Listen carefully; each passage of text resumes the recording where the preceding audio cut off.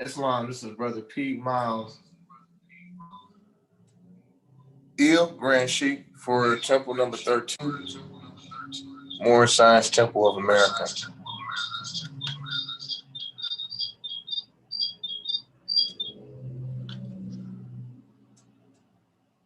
And today is January the 3rd. This is our divine meeting, our Sunday school, and we will start in about 2 minutes from now. Thank you for all joining us. Thank you for taking the time out to come and learn about your birthrights and your nationality. Happy birthday to Prophet Noble Drew Ali, the founder of the Moorish Science Temple of America, 1813 AD.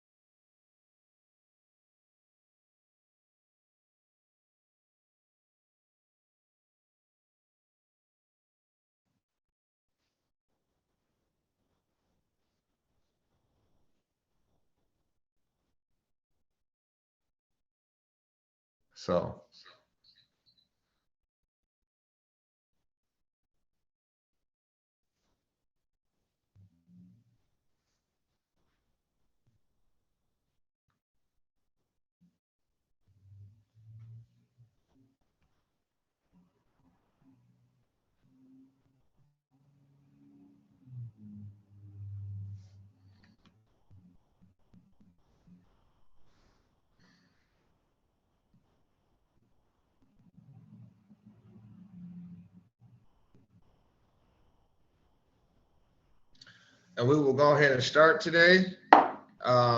In a few minutes here, we should have some more of our members joining us. And so we'll start with prayer. We'll have prayer, and then we'll have our opening. We'll give praises and honors. And after that, we'll have the reading of the divine laws, divine constitutional bylaws, cautionary and additional laws. And we'll pull this up on the screen so our viewers and our members can have an opportunity to follow along. So we have the reading of the divine constitution and bylaws, the cautionary and additional laws. We'll read from the Holy Quran, Circle 7, page 3, entitled Know Thyself and Allah. We'll go into the industrious acts. We'll read a chapter out of our Holy Quran, Circle 7, divinely prepared by the Prophet Noble Drew Ali. Then we'll go directly into our Sunday school class. And in our Sunday school class, we study from our Moorish questionnaire or our questionnaire. And it's 101 questions and answers. We'll start on question 37. We'll pull that up on the screen as well.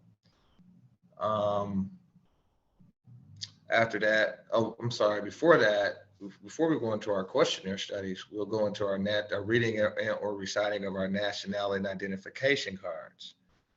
And we'll have some questions around the national identification cards.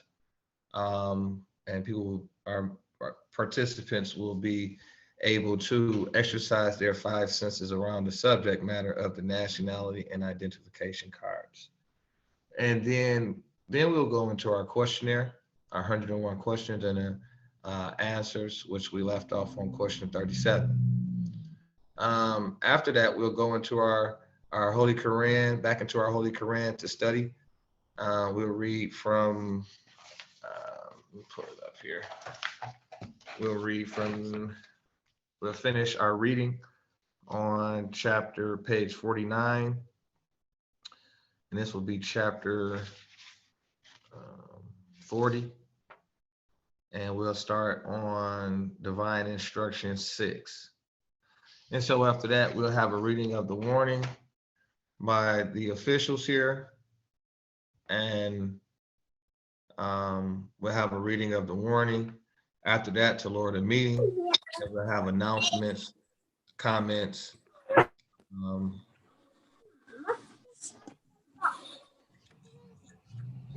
Islam, or could you mute your phone?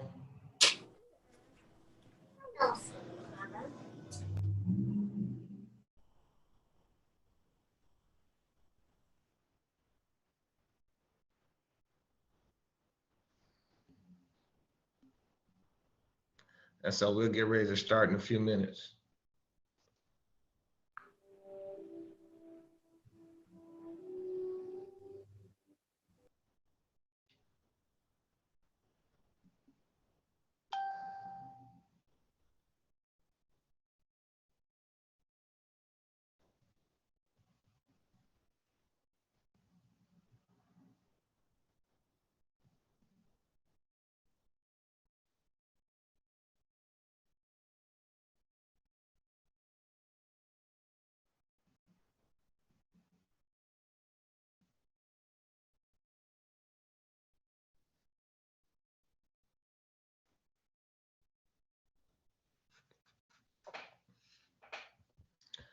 All right, and so we'll start in about 30 seconds.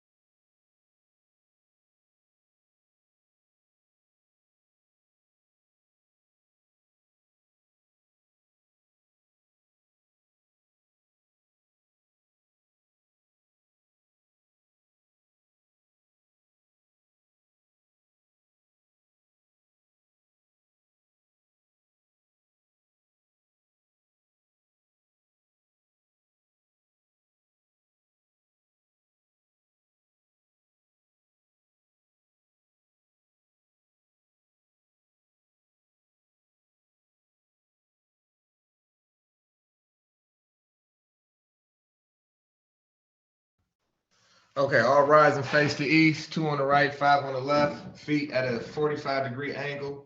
Repeat after me.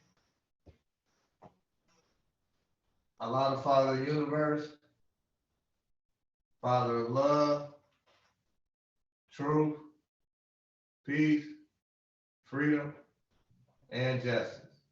Allah is my protector, my guide, and my salvation. By night and by day, through his holy prophet, Drew Ali. Amen. Islam. Islam, my brother P. Malzil, Grand Sheikh of Temple number 13. Today is January 3rd, our Divine Sunday School.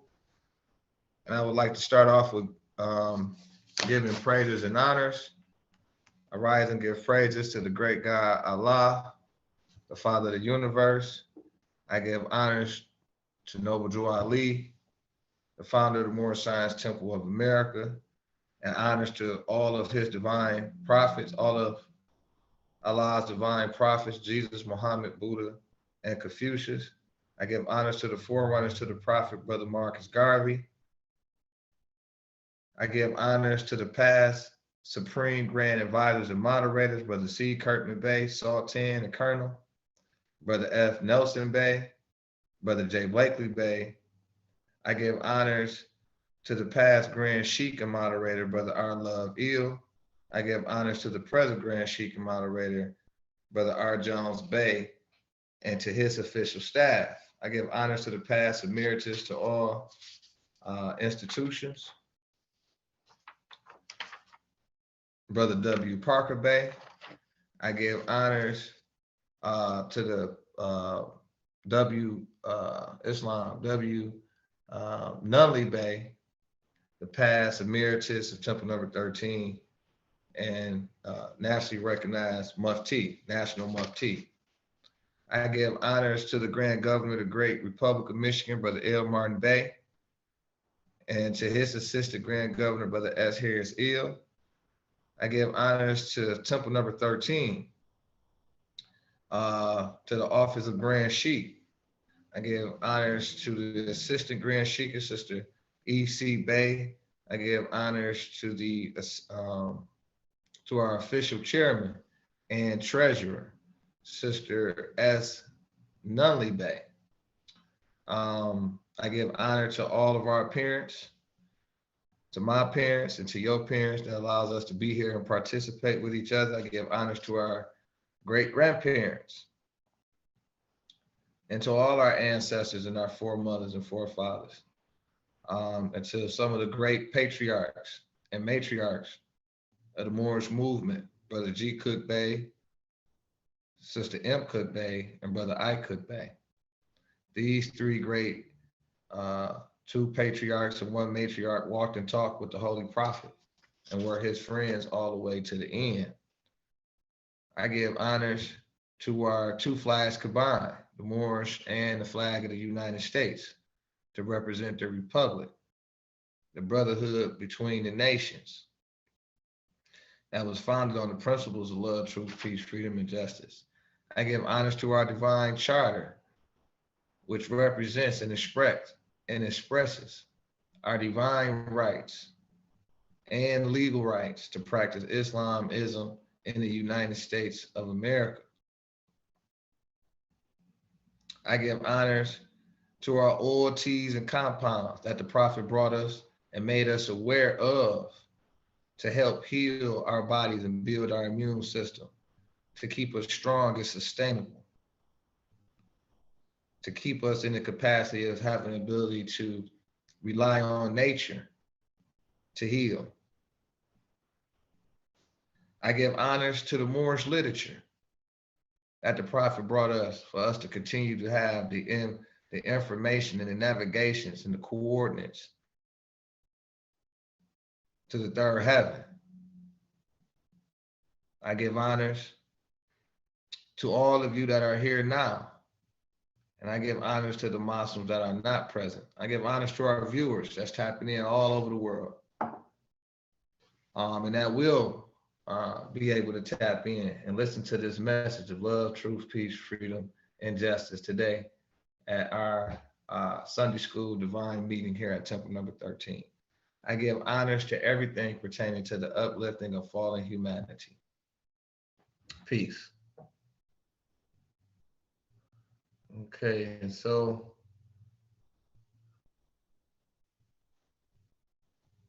now we'll have a reading of the Divine Constitution and bylaws and the questionnaire and additional laws, and I'll pull this up on the screen as well.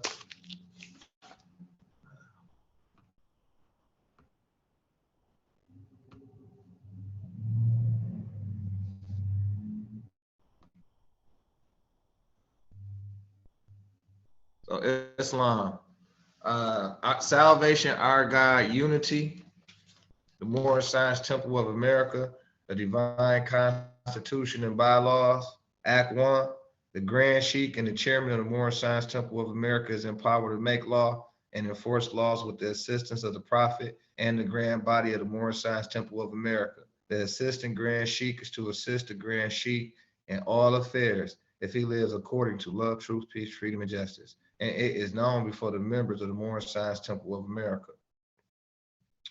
Act 2, all meetings are to be open and closed promptly according to the Circle 7 and love, truth, peace, freedom, and justice. Friday is our holy day of rest because on a Friday, the first man was formed in flesh, and on a Friday, the first man departed out of flesh and ascended unto his Father God, Allah. For that cause, Friday is the holy day for all Muslims all over the world. Act 3, love, truth, peace, freedom, and justice must be proclaimed and practiced by all members of the Moorish Science Temple of America. No member is to put in danger or accuse falsely his brother or sister on any occasion at all that may harm his brother or sister, because Allah is love. Act 4, all members must preserve these holy and divine laws, and all members must obey the laws of the government, because by being a Moorish American, you are part and parcel of the government and must live the life accordingly. Act 5, this organization of the Moorish Science Temple of America is not to cause any confusion or to overthrow the laws and constitution of the said government, but to obey hereby. Act 6, with us, all members must proclaim their nationality, and we are teaching our people their nationality and their divine creed, that they may know that they are part and parcel of this said government, and know that they are not Negroes, colored folks, Black people, or Ethiopians, because these names were given to slaves by slaveholders in 1779 and lasted until 1865 during the time of slavery. But this is a new era of time now, and all men now must proclaim their free national name to be recognized by the government in which they live and the nations of the earth. This is the reason why Allah, the great God of the universe, ordained Noble Drew Ali the Prophet to redeem his people from their sinful ways. The Moorish Americans are the descendants of the ancient Moabites whom inhabited the northwestern and southwestern shores of Africa. Act 7, all members must promptly attend their meetings and becoming part and parcel of all uplifting acts of the Moorish Science Temple of America. Members must pay their dues and keep in line with all necessities of the Moorish Science Temple of America. Then you are entitled to the name of faithful. Husband, you must support your wife and children. Wife, you must obey your husband and take care of your children and look after the duties of your household. Sons and daughters must obey father and mother and be industrious and become a part of the uplifting of fallen humanity. All Moorish Americans must keep their hearts and minds pure with love and their body clean with water. This divine covenant is from your holy prophet, Noble Drew Ali, through the guidance of his father God, Allah. Noble Drew Ali, founder, Moorish American prayer. Allah, the Father of the universe, the Father of love, truth, peace, freedom, and justice. Allah is my protector, my guide, and my salvation. By night and by day, through his holy prophet, Drew Ali. Amen. The Moorish Science Temple of America, Home Office 2905 5th Street, Southeast Washington, D.C. 20032. The names and symbols are covered by copyrights and registration. Peace.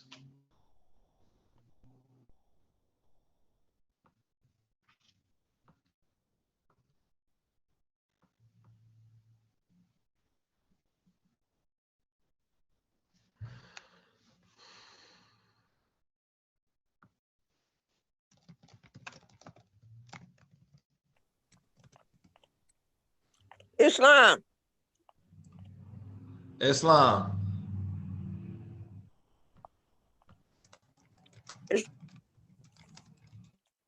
Have you started the meeting? Yes, we're now reading the, getting ready to read the questionnaire and additional laws. Okay.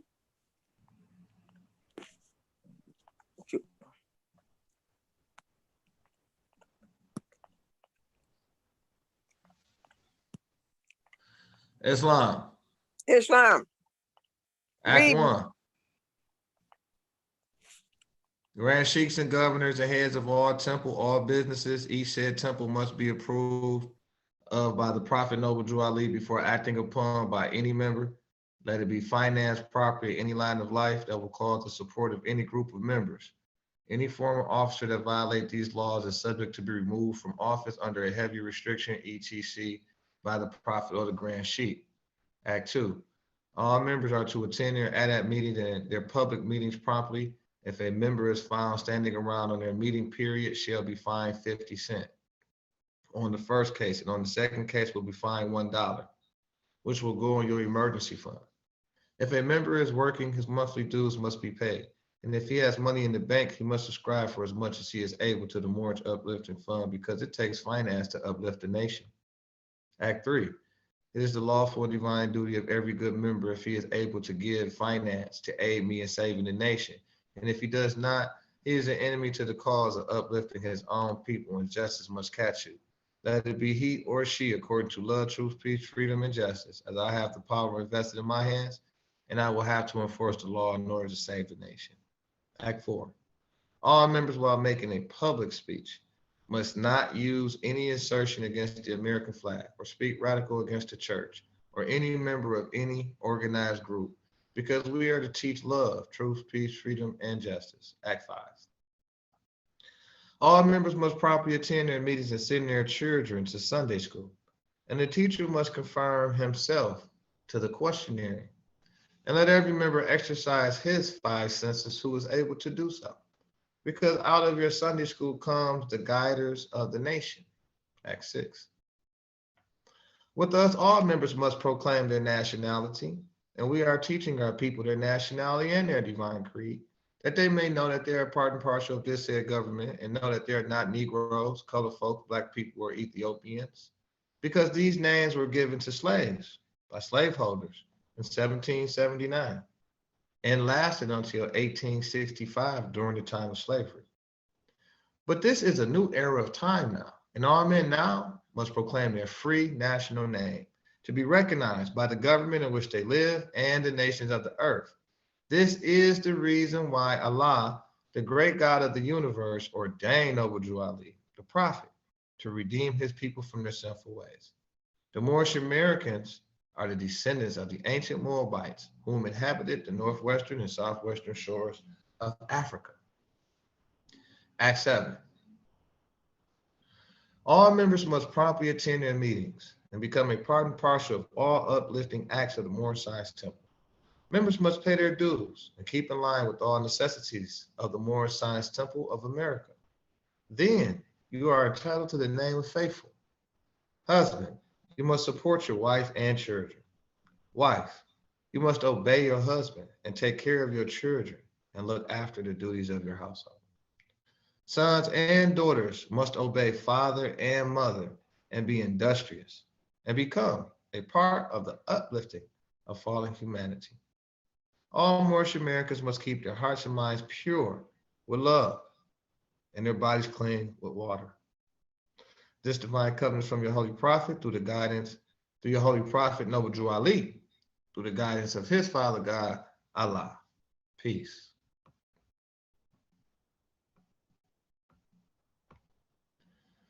And now we'll read Law and Order in Temple 13, like we explained earlier, to read in our opening the Holy Quran of the Moorish Science Temple of America. The Circle 7, divinely prepared by the noble prophet Drew Ali, by the guidance of his Father God, Allah, the great God of the universe, to redeem man from his sinful and fallen stage of humanity back to the highest plane of life with his Father God, Allah. Know thyself and Allah, the genealogy of Jesus, life and works of Jesus in India, Europe, and Africa, in the land of Egypt. The name and symbols are covered by copyrights and registration. Noble Drew Ali, the prophet and founder of the Moorish Science Temple of America, to redeem the people from their sinful ways. And we'd like to give a special honors to Sultan Abdul Aziz Ibn Saud on page 2, the descendant of Hagar, now the head of the holy city of Mecca.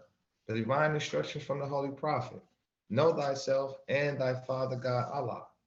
The genealogy of Jesus with 18 years of the events, life, works, and teachings in India, Europe, and Africa. These events occurred before he was 30 years of age. The secret lessons are for all of those who love Jesus and desire to know about his life, works, and teachings. Dear readers, do not falsely use these lessons. They are for good, peace, and happiness for all those that love Jesus. Dear mothers, teach these lessons to your little ones, that they may learn to love instead of hate. Dear fathers, by these lessons you can set your house in order, and your children will learn to love instead of to hate. The lessons of this pamphlet are not for sale, but for the sake of humanity, as I am a prophet and the servant is worthy of his hire, you can receive this pamphlet at expense.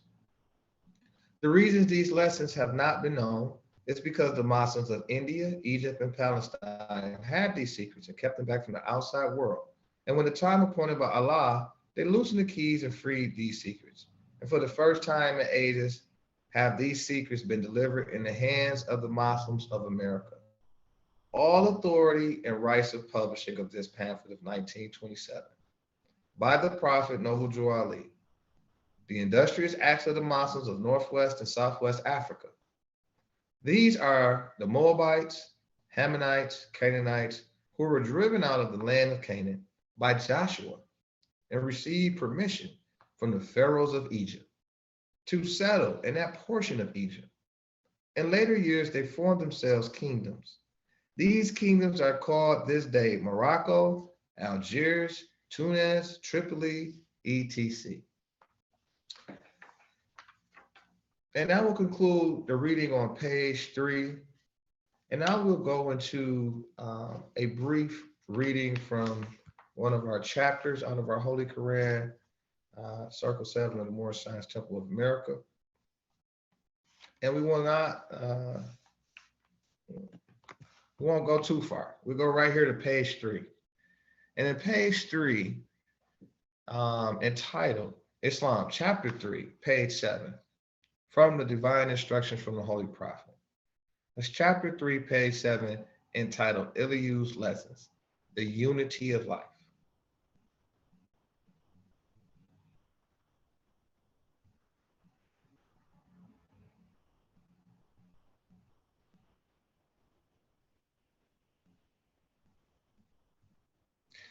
Islam. And it reads the following. Again, Elihu met his pupils in the sacred grove and said, no man live unto himself, for every living thing is bound by cords to every other living thing. Blessed are the pure in heart, for they will love and not demand love in return. They will not do to other men what they would not have other men do unto them. There are two selves, the higher and lower self. The higher self is human spirit, cloth with soul, made in the form of Allah. The lower self, the cardinal self, the body of desires, is a reflection of higher self, distorted by the murky ethers of the flesh. The lower self is an illusion and will pass away. The higher self is Allah in man and will not pass away. The higher self is the embodiment of truth. The lower self is truth reversed, and so is falsehood manifest. The higher self is justice, mercy, love, and right. The lower self is what the higher self is not. The lower self breeds hatred, slander, lewdness, murder, death, and everything that harms. The higher self is the mother of virtues and the harmonies of life. The lower self is rich in promise, but poor in blessedness and peace. It offers pleasure, joy, satisfying gain, but gives unrest, misery, and death. It gives men apples that are lovely to the eye and pleasant to the smell. Their cores are full of bitterness and gall. If you would ask me what to study, I would say yourselves. And you well have studied them, and then would ask me what to study next, I would reply, yourselves. He who knows well his lower self knows the illusions of the world, knows of the things that pass away, and he who knows his higher self knows Allah, knows well the things that cannot pass away. Thrice blessed is the man who has made purity and love his very own.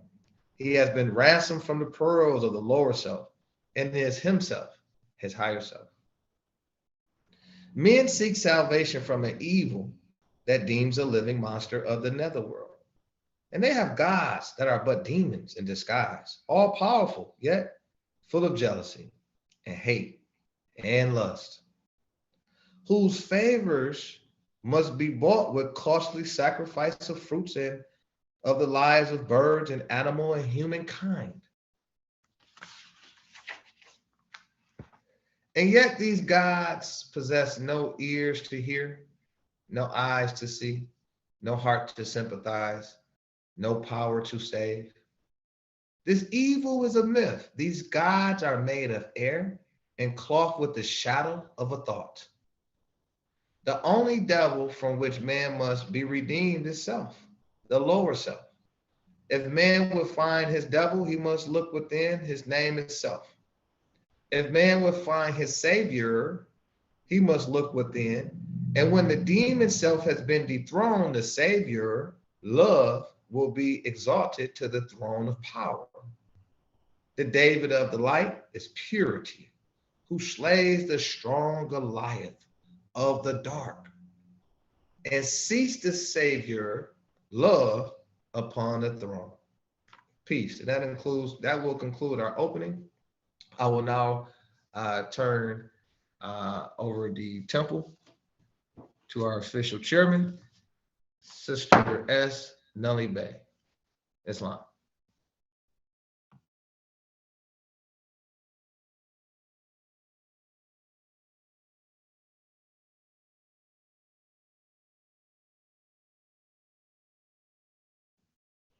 You're going to have to unmute your phone.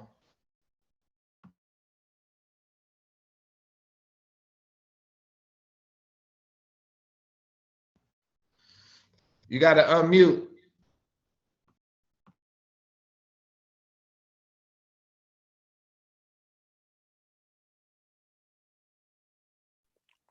Can you hear me?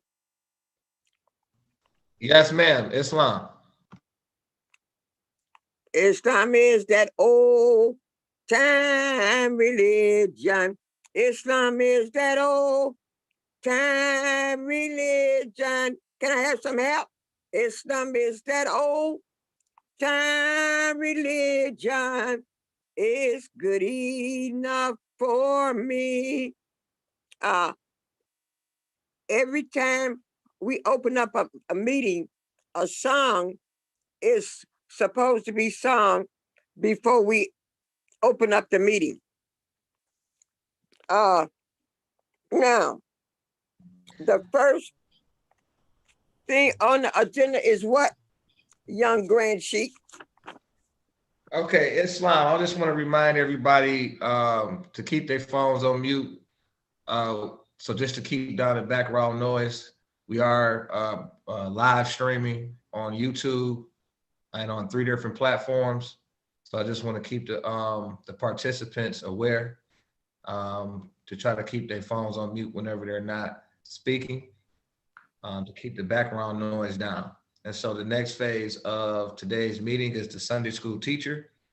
And we can go into the praises. You can lead us in praises and honors. And then we can go into the national identification card and then to the questionnaire study, so forth and so on.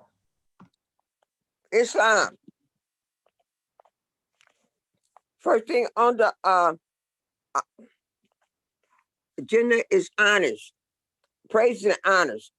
I give praise to Allah. Please repeat after me. I give praise to Allah. I give praise to Allah. And honors to Marcus Garvey. And honors to Marcus Garvey, The forerunner of Prophet Noble Drew Ali.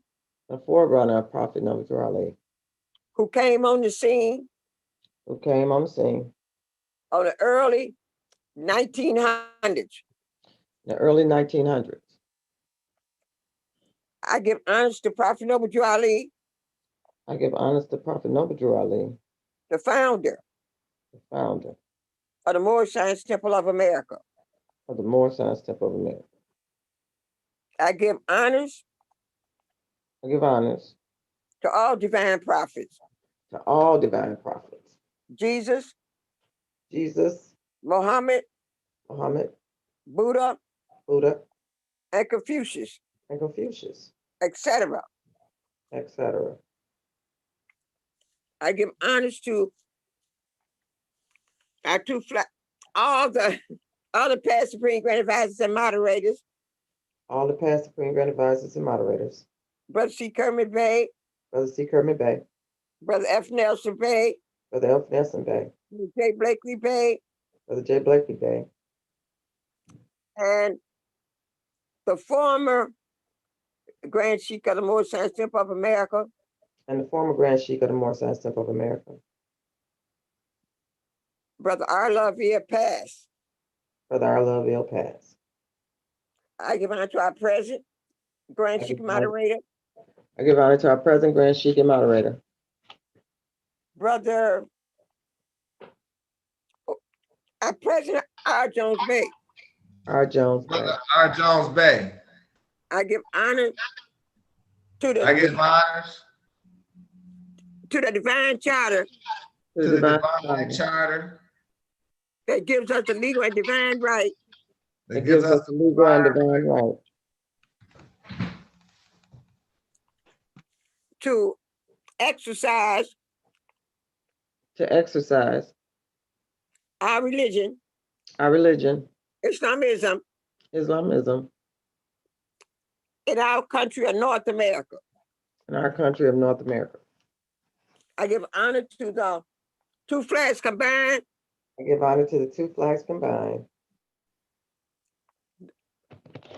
the American flag the American flag that protects us while we teach Islamism that protects us while we teach Islamism and teach our people and teach our people about their nationality and birthright. about their nationality and birthright. I give honor to the red flag with the 5-pointed green star in the center. I give honor to the red flag with the green, The 5-pointed green The star in the 5-pointed center, with the 5-pointed green star in the center. which the 5-pointed green star represents The 5-pointed green star represents the 5 greatest principles the 5 greatest civilized principles that was handed down to mankind. that was headed down to man and mankind. Humanity, Humanity, love, truth, peace, freedom, and justice. love, peace, and justice. and justice. Our 5 principles Our that the 5 star principles represents. is what the star represents. I give honor to the everything pertaining to the uplifting of fallen humanity. I give honor to everything pertaining to the uplifting of fallen humanity. So Praise Allah. praise Allah. Praise Allah. Praise Allah. Praise Allah. Praise Allah. I can't hear nobody.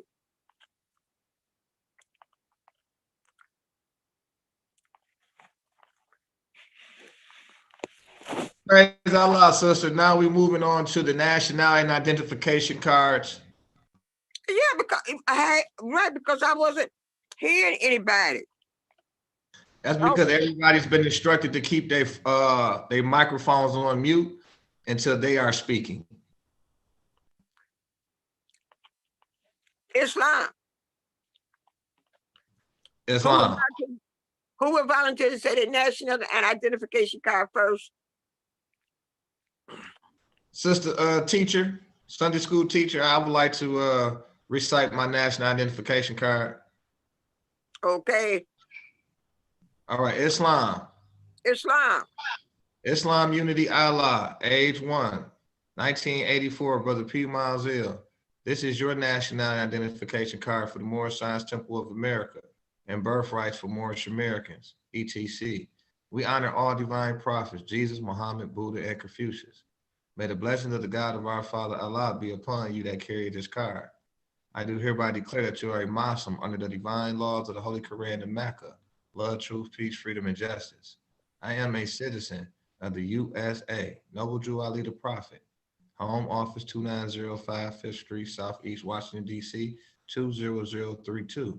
The names and symbols are covered by copyrights and registration. Islam Moorish, uh, you miss out on, I honor all divine prophets, and you didn't say the prophets.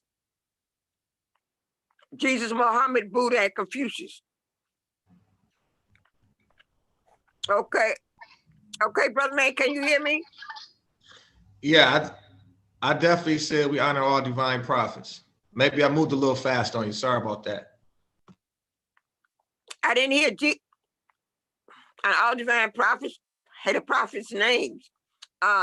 Sister E. C. Bay, are you ready to recite or read?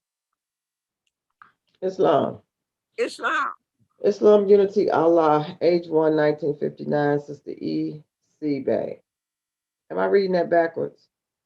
Should be Sister E. C. Bay, age 1, 1959. Should it be like that? No. Oh, I read it right the first time. Age Yes. 1, 1959, Sister E. C. Bay. This is your nationality and identification card for the Moorish Tip of America and birthrights for the Moorish Americans, etc. We honor all the divine prophets, Jesus, Muhammad, Buddha, and Confucius. May the blessings of the God of our Father, Allah, be upon you that carry this card. I do hereby declare that you are a Muslim under the divine laws of the Holy Koran of Mecca, love, truth, peace, freedom, and justice. I am a citizen of the USA, Noble Drew Ali, the Prophet. Home Office 2905 5th Street Southeast, Washington, D.C. 20032. Peace. Peace. Islam. Islam. Islam. Islam. Islam. Brother T. Miles, would you like to recite or read your nationality and identification card?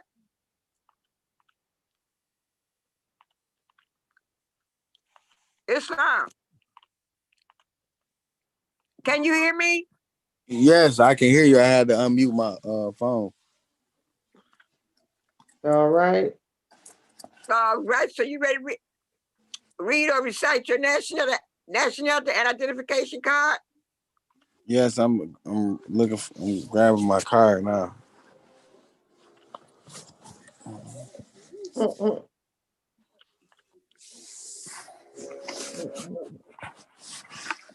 Yes. Islam Unity Allah, age 1, 1985, Brother T. Mazir. This is your nationality and identification card for the Moorish Science Temple of America and birthrights for the Moorish Americans, etc. We honor all the divine prophets, Jesus, Muhammad, Buddha, and Confucius. May the blessings of the God of our Father, Allah, be upon you that carry this card. I do hereby declare that you are a Muslim under the divine laws of the Holy Quran of Mecca, love, true peace, freedom, and justice. I am a citizen of the USA. Noble Drew Ali, the Prophet, Home Office 2905 5th Street, Southeast, Washington, D.C. 20032. Peace. Peace. Now, is the floor is open for discussion, questions, and answers.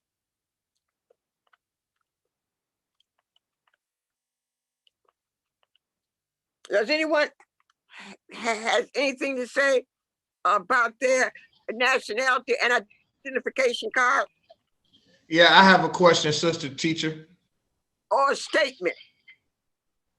I have a question, sister teacher. Islam. Islam. Proceed. Brother P. Miles Zeal, Grand Sheik here, Temple 13. My question is to the teacher, what does copyrights and registration mean? What it means at the bottom on the national identification card and all of the Moorish documents, it says the names and symbols is covered by copyrights. So I'd like to know what copyrights and registration mean. Well, brother man, if you have the if you know what it means, explain what it means. A statement. You know, hey, this is Sunday school. I don't know what it means. Do we have a Moorish glossary?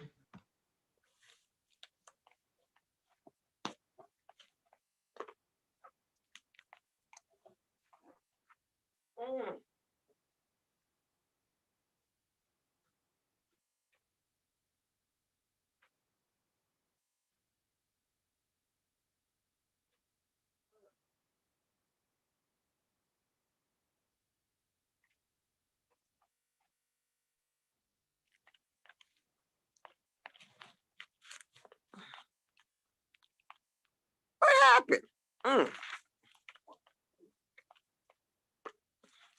I'm looking in Black's Law Book.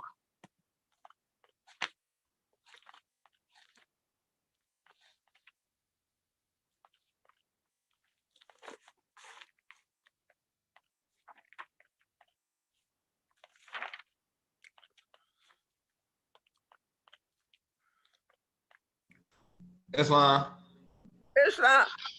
And so what I have here, if I may read the definition, Yes, please. I was actually able to go to the lawdictionary.org. Uh-huh.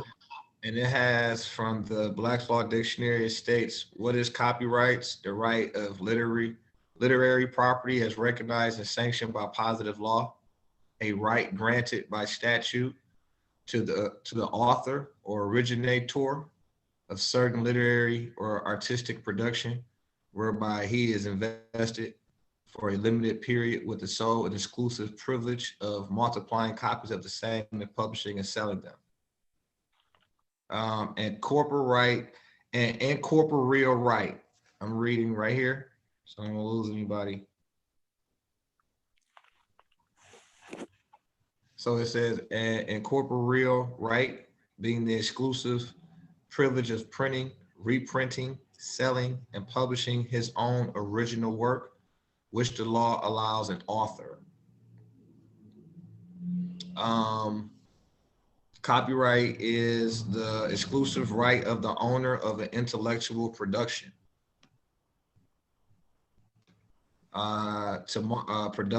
intellectual production to multiply and dispose of copies, the sole right to the copy or to copy it. The word is used indifferently to signify the statutory and the common law right. The common law right. Or one right is sometimes called copyright after publication or statutory copyright. The other copyright before publication or common law copyright. The word is also used synonymously with literary property. Thus, the exclusive right of the owner publicly to read or exhibit a work is often called copyright. This is not strict, correct. Drone. International copyright is the right of a subject of one country to protect against the republication in another country of a work which he originally published in his own country.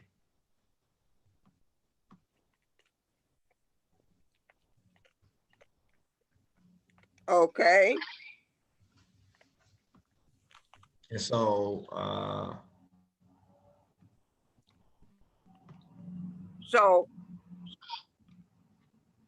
copyright and can you sum that up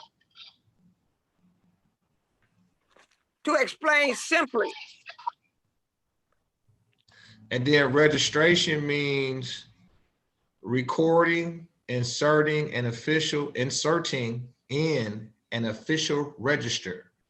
The act of making a list, catalog, schedule, or register, particularly of an official character, or of making entries therein.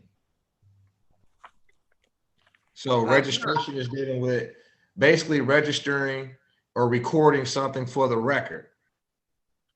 Okay. And then copyright is something that protects, is a device or a law that's based in common law to protect your intellectual property or anything that you create. That's your invention. And that's based in common law, and that's dealing with also incorporeal.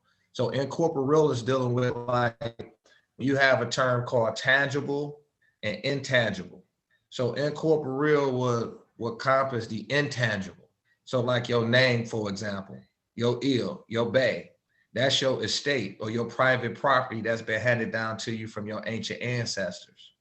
So that's their intellectual property, their property. And the rights to the property is inherited through the heirs. And so when one come in, Michael John Doe, he leaves out John Doe Smith, John Doe Eel or John Doe Bay. And the names and symbol is covered under copyrights and registration. That includes the name. And that's dealing with common law. And common law protects your customs, your right of customs. Your customs deals with the practices that were accepted by your ancient ancestors, your rights to practice your culture, your divine creed. So when you come into the Moorish Science Temple of America, you come to learn about the truth about your nationality and birthrights. That's dealing with your inheritance, your intellectual property, which is registered in the names formed by our ancestors. So it's placed in trust in names formed by our ancestors, and the names is covered under copyrights and registration. I mean, it's protected. Nobody can claim to use any property that's Moorish property. You got to be authorized under Act 6. So Act 6 tells you exactly what you got to do in order to have access to the Moorish estate, right?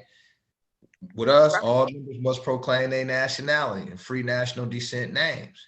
Then you can have access according to the will of the prophet or this divine covenant, which has been issued from the prophet under Act 7. So this is where it states. So in order to get to Moorish property, which is protected under copyrights and registration, you must be written in the will. So whenever we're dealing with terms like estate, you're dealing with terms like property rights. Who does the rights belong to? It belongs to the heirs, the Moorish Americans, who are descendants of the ancient Moabites who inhabited the northwestern and southwestern shores of Africa. And so you also have an issue, the nationality and identification card, meaning that you are authorized representative, right? So you have rights to use the name and the property that's been covered under copyrights and registration. Okay. I yield. Okay, very, very well explained. Sister E.C. Bay, did you have something to say on the nationality identification card? Yes, I'm on the purpose of copyright registration. And what this information is saying is that the purpose of copyright registration is to place on record a verifiable account of the date and content of the work in question, so that in the event of a legal claim or case of infringement or plagiarism, you know what plagiarism is. You learn about plagiarism a lot when you go to college. Because basically when you are asked to write papers, you just can't include somebody else's work into your papers without giving that source the credit. So that's what plagiarism is. The copyright owner can produce a copy of the work from an official government source. So like the Grand Sheik was saying, it's important, that's when that becomes important. And you are really registering with an official source in case you're challenged on the validity of your information or your estate or your documents or your heir rights to more science as bays and eels is the way I'm understanding this conversation is going. Peace. Islam sister teacher. It's not but P. Miles here. And so on the back of the questionnaire is a copy, it's a photocopy of the affidavit of organization entitled Our Authority. And it gives you the time and the date. And it was registered in the registrar. And when they say covered under registration, meaning to be recorded or probated, right? And so you can find that information on the back of the questionnaire, which deals with the affidavit of organization. And they got the time, the date when it was recorded. So in the event of a legal claim, you have title to property. And so it's legal claims going on all the time with Moorish Americans because this is Moabite dominion. And so rights of the soil is registered in the names and is recorded. That's where we started talking about those treaties and all this other stuff. It's because the prophet, what he did was connected us to that, invoked that right of inheritance, their right of claim to inheritance. And then created a trust or organized it.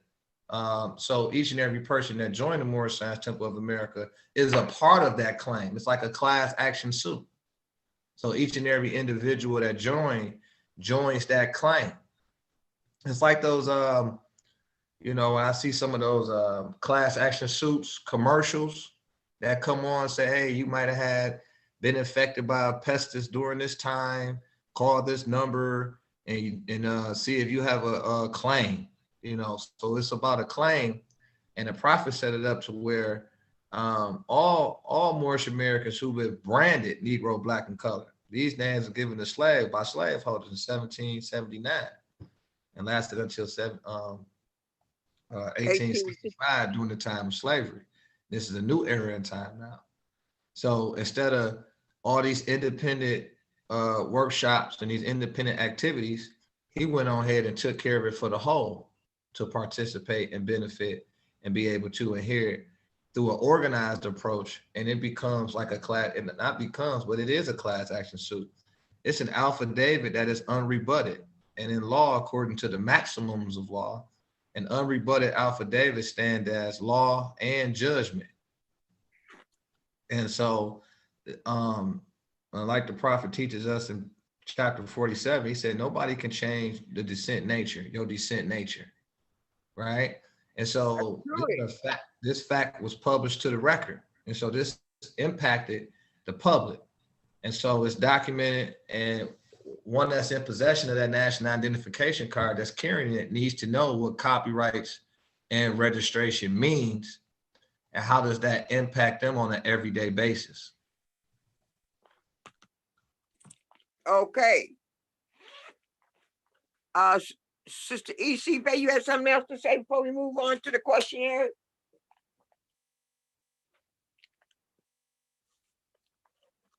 I can't hear you.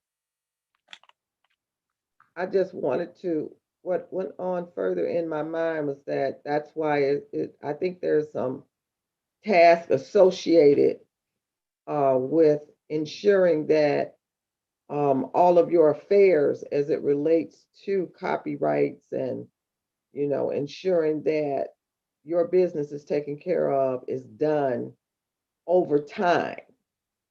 Or is it just you do this copyright piece one time and, that's it, you're all set, you're good to go?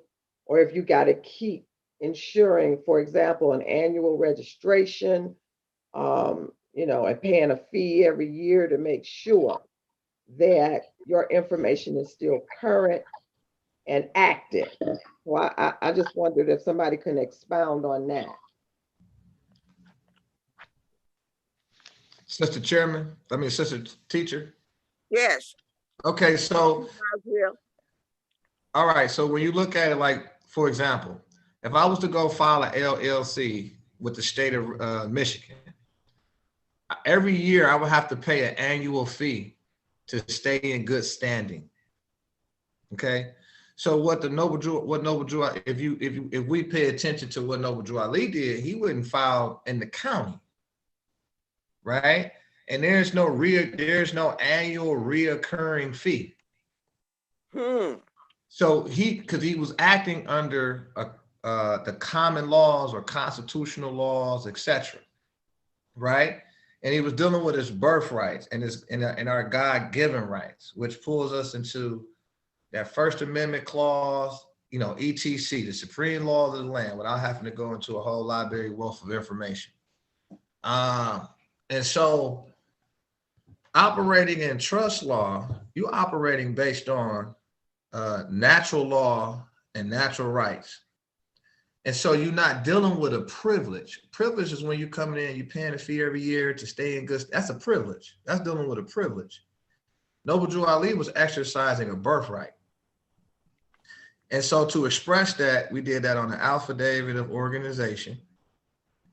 And then we filed that for the record. That was a one-time thing. So we don't have to go in there and pay this reoccurring fee to stay in good standing. You stay in good standing by obeying the divine laws of love, truth, peace, freedom, and justice, and staying in compliance with the supreme laws, which is dealing with the treaties, the political relationship between the parties, the Moors and the Christian nations, and the other nations doing business at a maxim, okay, northwest of maxim. And so the answer to the question is, acting under that common law right in trust, there is no reoccurring fee.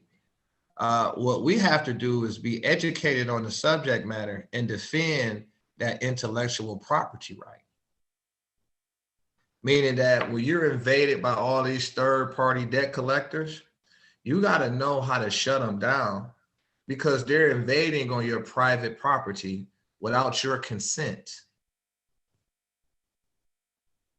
And they're not Moorish Americans. They're not written in the divine constitution and bylaws is a contract. Okay. In order for you to receive a national identification card, you have that's saying that you have accepted the terms and conditions of the contract that's expressed at the divine constitution, bylaws, questionnaire, and additional laws, and the divine instructions, etc.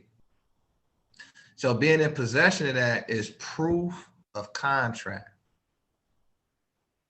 And we dealing with estates or inheritance. Why? Because the Moorish Americans are what? Descendants, right? Of who? The ancient Moabites, right? And so now you got to deal with their dominion, their estate, your inheritance, your rights to property.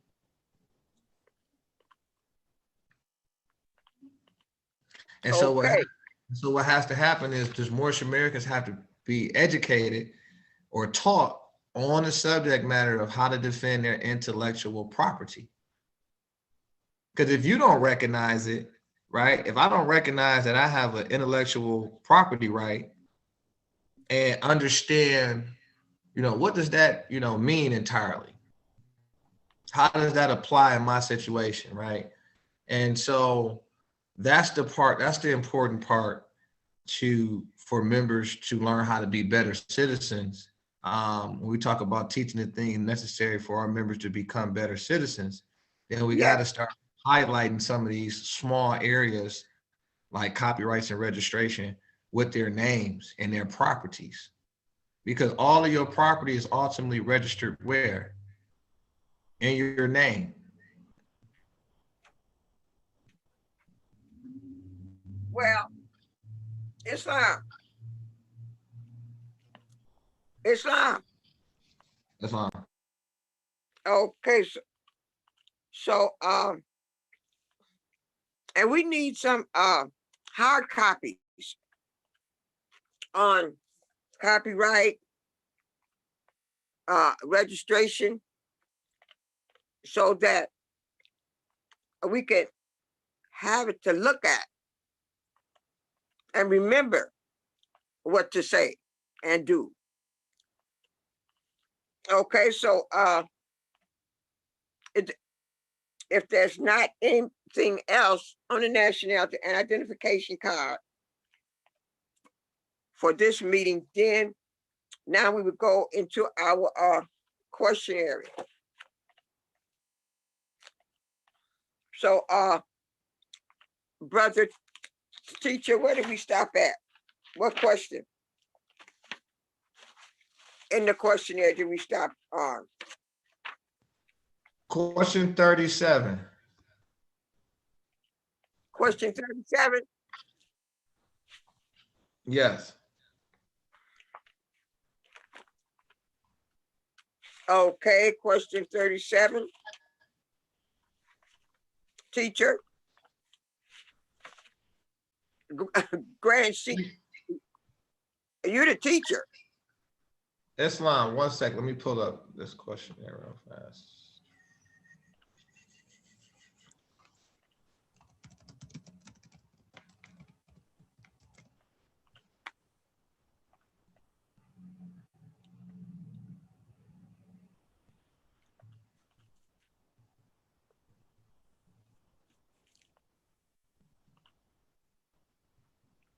We're on question 37, right? Yes, Praise Allah. yes, that.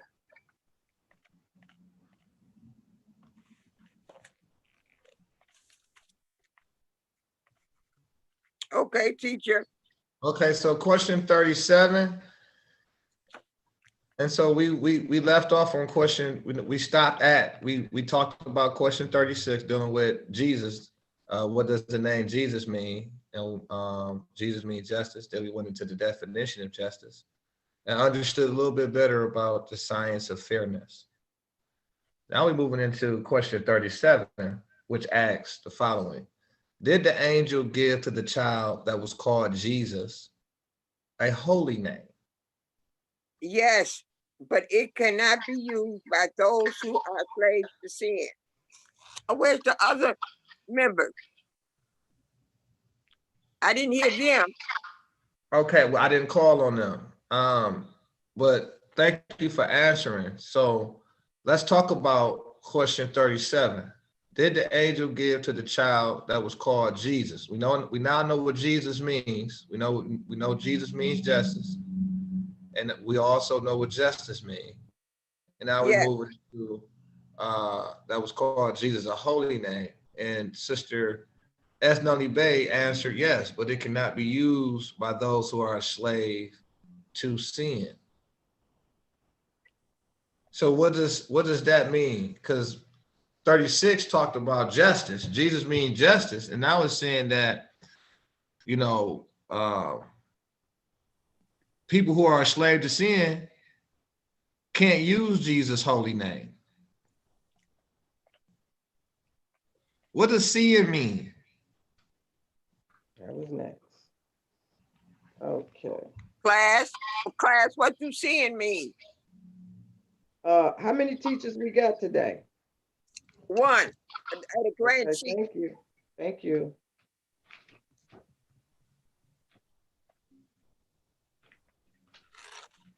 Sin means to me Thank that you're not living by what you agreed to live by. Like we have the as the brother Ford said, these are laws, the divine constitution and bylaws, cautionary and additional laws. If we don't live by our laws and teachings from the holy prophet, that we are sinning, that you are a slave to sin, that you don't live within moderation, and you don't let temptation overtake you. Peace. Peace. Peace. Brother, According brother teacher, Islam. I am looking in the Moorish Civil of America Incorporated Dictionary and Study Guide, and on page 15, number 37, the question is stated again, and then the definition that comes behind that or after that says, slave to sin means being under the control of non-spiritual, worldly, material, etc. influence, submitting to the lower nature of man. A person who will not break away from sin is a slave to sin. Peace. Peace. And Thank you, then sister. over here, I have on the ETYMONLINE.com for the viewers, sin as a noun, Old English, sin, SYNN. It's talking about moral wrongdoing, injury, mischief, enmity, feud, guilt, crime, offense against God, misdeed. Mm-hmm. Let's look down here. We're gonna start going into German, Middle Dutch, Sandi, Dutch, Zondi, German, Sundi, in reference to sin, transgression, trespass, offense.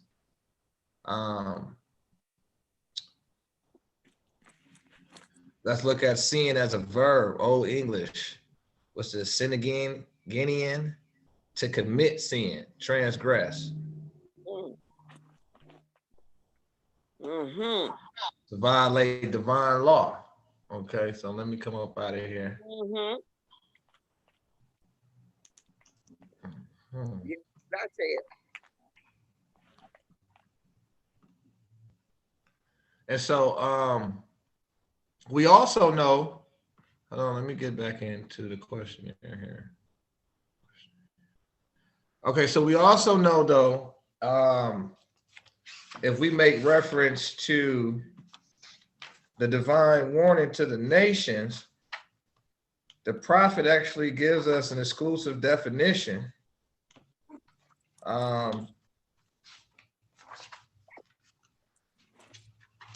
Right off the bat, and I'll give it in brief here. And he said really clear, it's in the editorial, a divine warning by the prophets for the nation. See where he said, Is that the Moorish literature? Islam, yes. He states that it is a sin for any group of people to violate the national constitutional laws of a free national government and cling to the names and the principles that allude to slavery. So he gave us, an exclusive definition on what he meant by sin.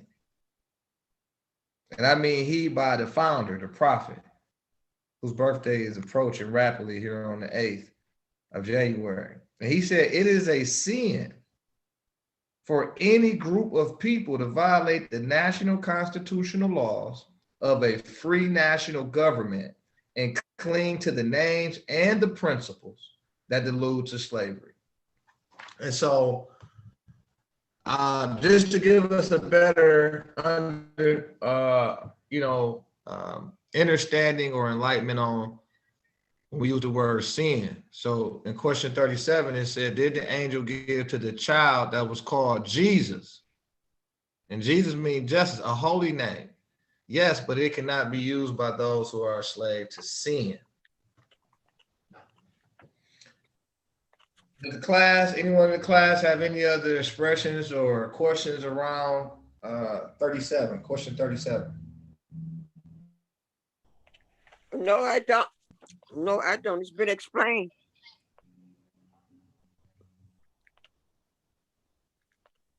Question 38 to the class. What is an angel?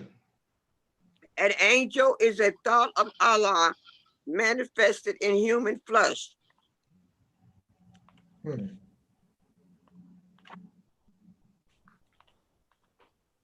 The teacher said, class. Islam, sister. There's only one teacher. Now, is there any questions around, or anybody want to express their 5 senses around question 38?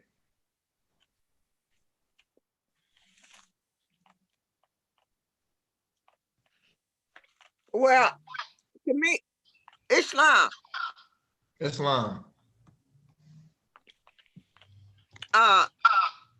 To me, it explains it.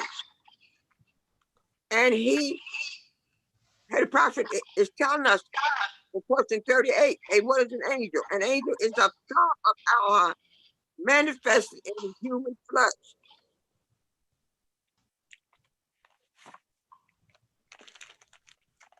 That's my answer with answer that the prophet had. Brother teacher, can I go to the Moorish dictionary and study guide? Yes, ma'am. Yes, sister. The question 38 says, what is an angel? An angel is the thought of Allah manifested in human flesh. It says, the explanation following this question and answer says, angels are different types of beings. than men. They don't have a lower self or, lower nature. Angels fail not.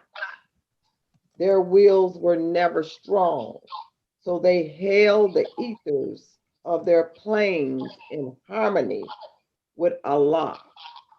Angels are obedient to Allah's will and only do what Allah wills them to do. Praise Allah. Praise Allah. And so you said from your readings that an angel, Sister C-Bay, you said an angel, what was that again? Will was not strong. It says, I'll read it again. Angels are different types of beings than men. They don't have a lower self nature. Angels fail not. Their wills were never strong, so they held the ethers of their planes in harmony with Allah. Angels are obedient to Allah's will and only do what Allah wills them to do. Praise Allah. Praise Allah. So in question 39 to the class, what are angels used for? To carry messages to the four corners of the world, to all nations.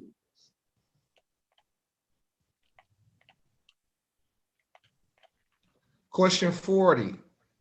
Islam. Question 30. Islam. Sister Asnali Bay.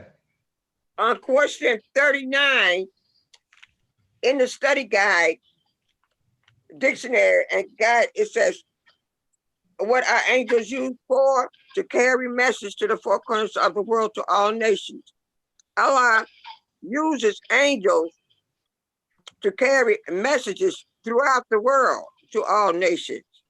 He used Gabriel to carry messages to Muhammad, Mary, and Zechariah. So, as it states here, angels carry messages all throughout the world to all nations. Peace. Peace, peace, and peace. And so on question 40, now we're moving into more of an understanding of our prophet. So question 40 to the class, what is our prophet to us? He is an angel of Allah, of Allah, who was sent to bring us the everlasting gospel of Allah. Question 41. What is the everlasting gospel? It is a saving power. Saving power that comes from Allah through our ancient fathers by his prophet.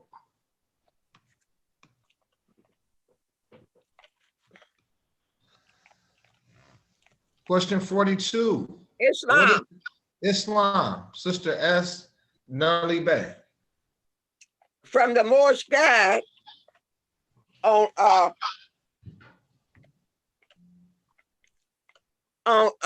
41 we on, right? Praise Allah. What is the everlasting gospel? And are we on 41 or 40? Question 41. Okay. It says it is a saving power that comes from Allah through our ancient fathers by his prophet. And in the Moorish guide, it says, in the Moorish dictionary, it says, Islam has a saving power. The Holy Quran of the Moorish is part of, of the everlasting gospel because it has a saving power. Prophet Noble Dwight said, I brought you everything it takes to save a nation. Now take it and save yourself. He was holding up the Holy Koran and the questionnaire. On another occasion, he was holding the Divine Constitution and bylaws as well as the other two pamphlets. Everything the prophet taught is a part of the saving power. On being saved, Prophet Noble Drew said, don't worry about how you are going to be saved. It will be done in a conflict that cannot be told in words. Peace. Peace. Islam. I like to read the definition from etymononline.com. That's etymonline.com. The term save as a verb from the 12th century means to deliver from some danger, rescue from peril, bring to safety, also prevent the death of, as theological, to deliver from sin or its consequences, right? To deliver from sin or its consequences, admit to eternal life, right? Gain salvation. Protect. I go down here to Old French, in the Old French language here, we'll say saver, to keep safe, protect. We know in Acts 6, the prophet used the term to redeem, right? To redeem. So when we look at the word salvation, to save, it's a saving power. Using the term save, when you go into salvation, salvation means to save, or to redeem. Yeah. So the contract, which is the divine constitution and bylaws, which another term for that is obligation or bond, it becomes a saving bond, right? So it's to protect, or look at this term here from late Latin, Moorish Latin, salvere, which means to make safe, secure. They go that term secure. We hear a lot of that in politics, talking about security, right? Secure. From late Latin, salvus, safe. Look at this term here. From pyrus, soul means whole, well kept. From 13th century as reserved for future use. The prophet just said the everlasting gospel, right? It's a saving power. So it's reserved. All members must preserve, right? So it's reserved for future use, to hold back, store up instead of spending, hence keep possession of. So I just wanted to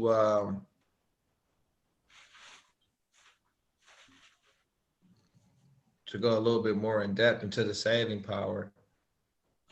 So in chapter, what's that? Not chapter, but question 41. And the question is, what is the everlasting gospel? It is a saving power that comes from Allah through our ancient fathers by his prophet. So it comes from Allah, but you got to go through your ancient forefathers to receive this inheritance. So that's the part where it say, honor thy father. Well, we finna get ready to go into that, but that's the connection. So when the prophet made the claim with our authority, and then went into the divine constitution and bylaws in Acts 6, where he said the Moorish Americans are the descendants of the ancient. So as soon as he used the term descendants, he went through, he was being in compliance with what it say here, what is the everlasting gospel? It is a saving power that comes from, right? Allah's the source or the grantor, but it comes through your ancient fathers. And it's a very important term being used here. And the term is ancient, right? The term is ancient. We gotta start looking at the definition in our free time for Muslims to get a better understanding of the term ancient. So the Moorish Americans are descendants of the ancient Moabites, right? Right. One of them said, why are you Moorish Americans? Because we are descendants of Moroccans. But it says, what is the modern name for Moabite? Moroccan. So that's modern. But the prophet here is talking about ancient. In Acts 6, he's talking about ancient. So we got to go through our descent by his prophets, by the messengers, right, who issued the covenant to preserve or to save, that saving power for salvation to read. And it's just dealing with our behavior during those times, being able to help humanity evolve to the next phase of evolution. As we can see, the technology is getting better, more updated. The world is changing, right? It's going, we like to think it's going forward, but it's really going back because there's nothing new under the sun. And Truly. so these what we think is new technology is actually ancient technology.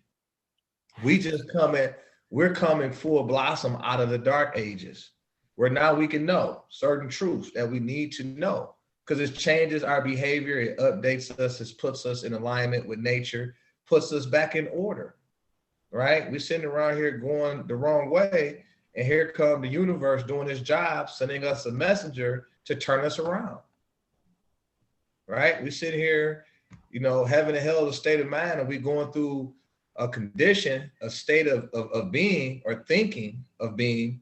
And like Jesus said, my brother, man, your thoughts are wrong. Heaven is not a place that you can go and reach. It's not a country to be met, not a place of mets and bounds. Heaven and hell is a state of mind. So we had to come and get the proper reconstruction of the mind, what we call social reformers, the prophets were. Because it changed the behavior upon being educated. It changes anybody's behavior.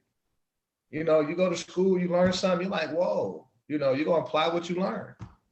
And you're able to receive the benefits. And you're happy behind that. That's salvation, right? That's salvation. So Truly. moving on into question 42. And the question to the class is, what is the covenant of the great God Allah? Honor thy father and thy mother, that thy days may days be may be long long upon upon the the earth earth land, land which the which the Lord Lord thy thy God God Allah have hath given thee. given thee. And so as you can see, even more now today, you can see in the world, they're talking about, they're fighting for the lands that their fathers conquered. It's all about the honor of your mothers and fathers. It's all about the honor of your mothers and fathers. That's why people go to war. That's why people, come together. That's why people, practice their culture. It's all about that honor, that covenant, maintaining that covenant. And like now, it's this claim of just fight for the Constitution, right? That covenant. And they say our founding fathers. And so that's what we here doing today in honor of our founding father, Prophet Noble Drew Ali, is making sure that we are in compliance with the covenant. Thought, word, and deed. Brother teacher, may I read the explanation in the Moorish, that question, in the Moorish Dictionary and Study Guide? Yeah. It says covenant is a formal, solemn, and binding agreement, usually written, obligating one or more persons to perform a certain task, whereby the other parties will uphold the latter portion of the contractual agreement. A covenant is a contract or part of a contract. The first portion of this covenant states, if we honor our father and mother, meaning not just our earthly parents, but all mothers fathers, and elders. The second portion of the covenant states, Allah will make our days long on this earth land. If the first part of the covenant is adhered to, then the second part of the covenant will be fulfilled. Through our righteous acts and deeds, we also honor our parents. Peace. Peace. And also this definition here that I got up on the screen is from the same source. It's adamononline.com. It's dealing with covenant as a noun, 13th century covenant, mutual compact, to do or not do something, a contract. And that's what the sister just read. Right. From Old French, covenant, agreement, pact, promise. In late Latin, particular of covenir, meaning to agree, meet, from Latin, covenir, come together, unite, be suitable, agree. From come together, see come, or come, to come. I like this right here, in law, a promise made by deed, right? In law. So a covenant, a promise made by deed. So now this is a deed. You know, like a term, they say, well, where's your deed at to a property? Oh, okay. Right? So now we're moving into the term with deeds, right? And so this has a whole bunch of, the word deed got a whole bunch of definitions to it. So it's a lot of fun in there. But the point is that Acts 7, the prophet said this divine covenant, right, is issued from your holy prophet. Yes. So that means that this, like we said from the beginning, this is a contract. And that's why we start off with the meeting, because we have to disclose the terms and conditions of the contract before we can do any business. You got to know what's going on. Right? And so this is a covenant. We don't say these words to just be saying them. No, this is a contract. This is a binding contract. This is a private contract. It's private, it's not public. Right? So no third parties can get into this contract. That's when people start, you know, bothering your intellectual property, you know, that's called breach of contract, breach of trust, breach of covenant. Right? So this is a document that's actually alive. It has an intelligence to it. It exists. It's not, you know, like a something that's fictitious. No, this is something that's is that you agree to, that's binding, legally and lawfully binding. So in question 42, what is the covenant of the great God Allah? To honor thy father and thy mother, that their days may be long upon the earth land, which the Lord thy God Allah Have given thee.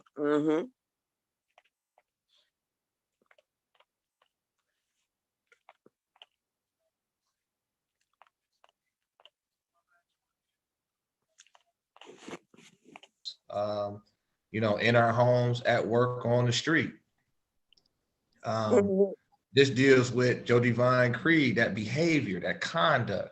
And so this is based in the practices of your ancient forefathers' principles: love, truth, peace, freedom, and justice.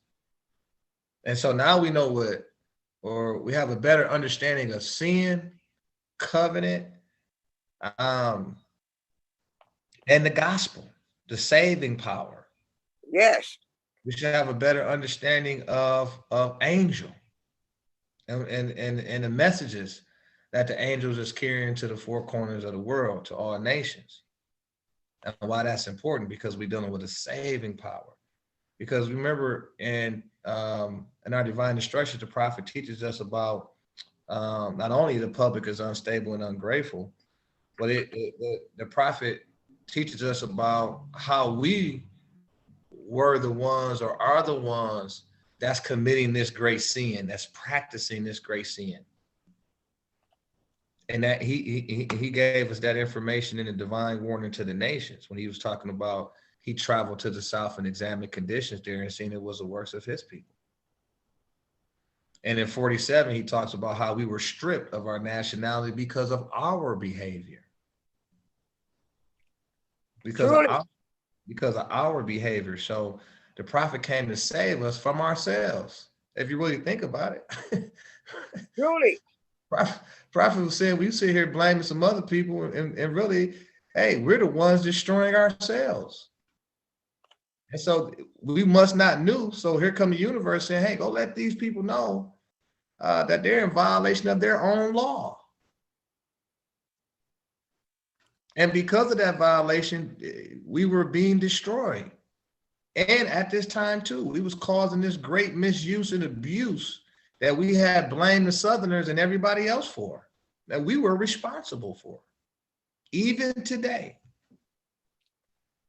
And so like the prophet said, this is an everlasting gospel. It applied then, it applies now. And so that will conclude our questionnaire studies.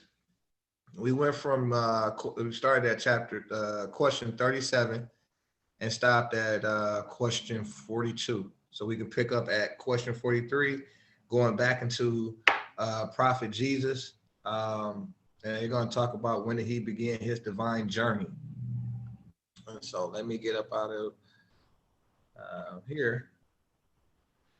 Okay, so now we can move into our Holy Quran. And we stopped last time on page 49, and we were studying the instabilities of man, and that was chapter 40, page 49, and we stopped on, we actually read through chapter 1, divine instruction 1 through 5, and we're to pick up at divine instruction 6.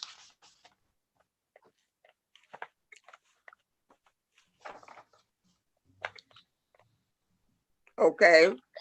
So that's on page, for the viewers, that's on page 49.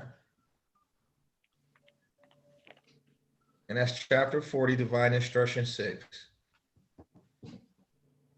And Sister S. Nolly Bay, would you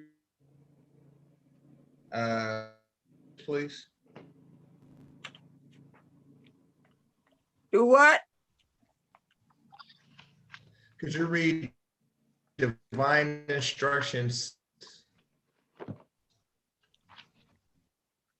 6 through what? just divine instruction 6? We'll take an examination from there. Islam. What blinded the eye, or what hideth the heart of a man from himself, like vanity?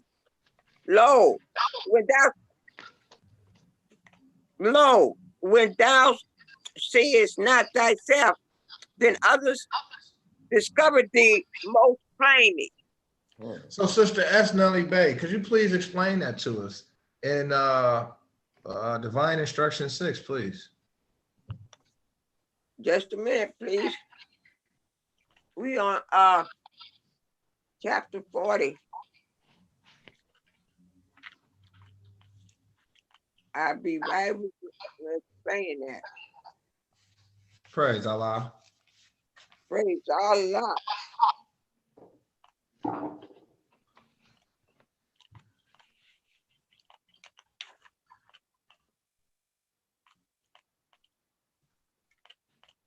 Well, to me, it's like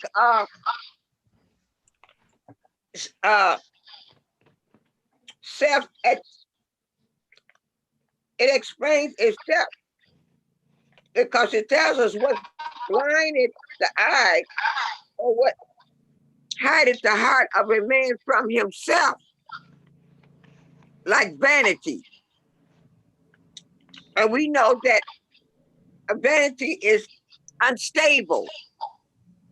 You admire yourself more than anybody else, and then selfishness, etc.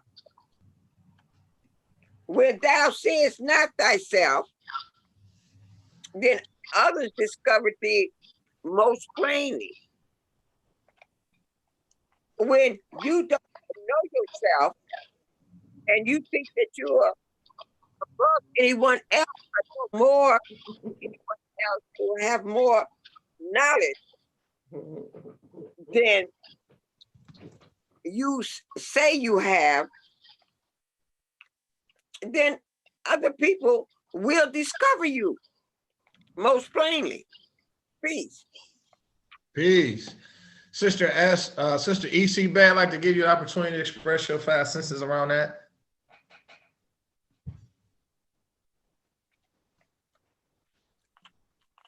I think Sister Esnali Bay really expounded upon it well. I was going to look up the definition of vanity.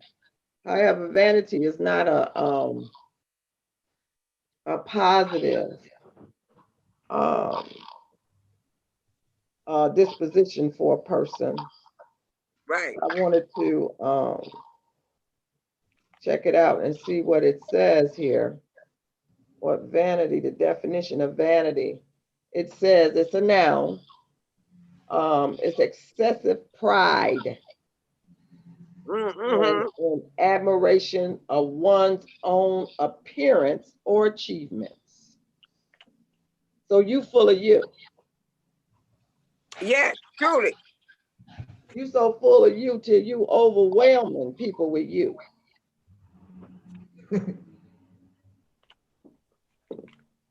And I see that as, well, I have to slow down for my own, so speak for my own.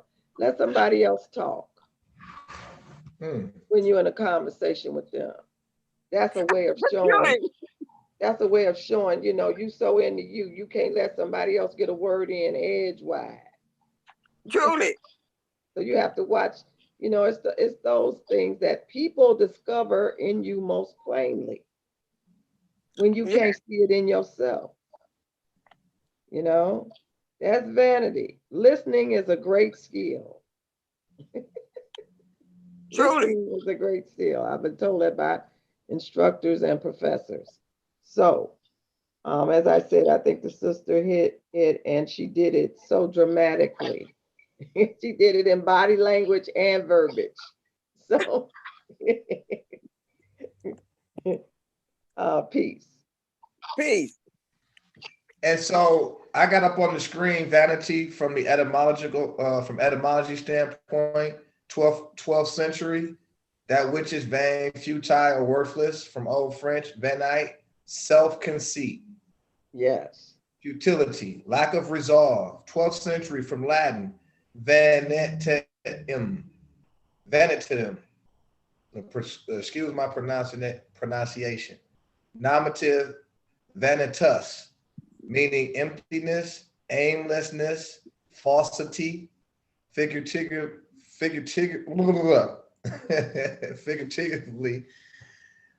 vainglory, foolish, pride. From vanus, empty, void, idle, fruitless, to leave, abandon, give out, meaning self-conceited. Yes.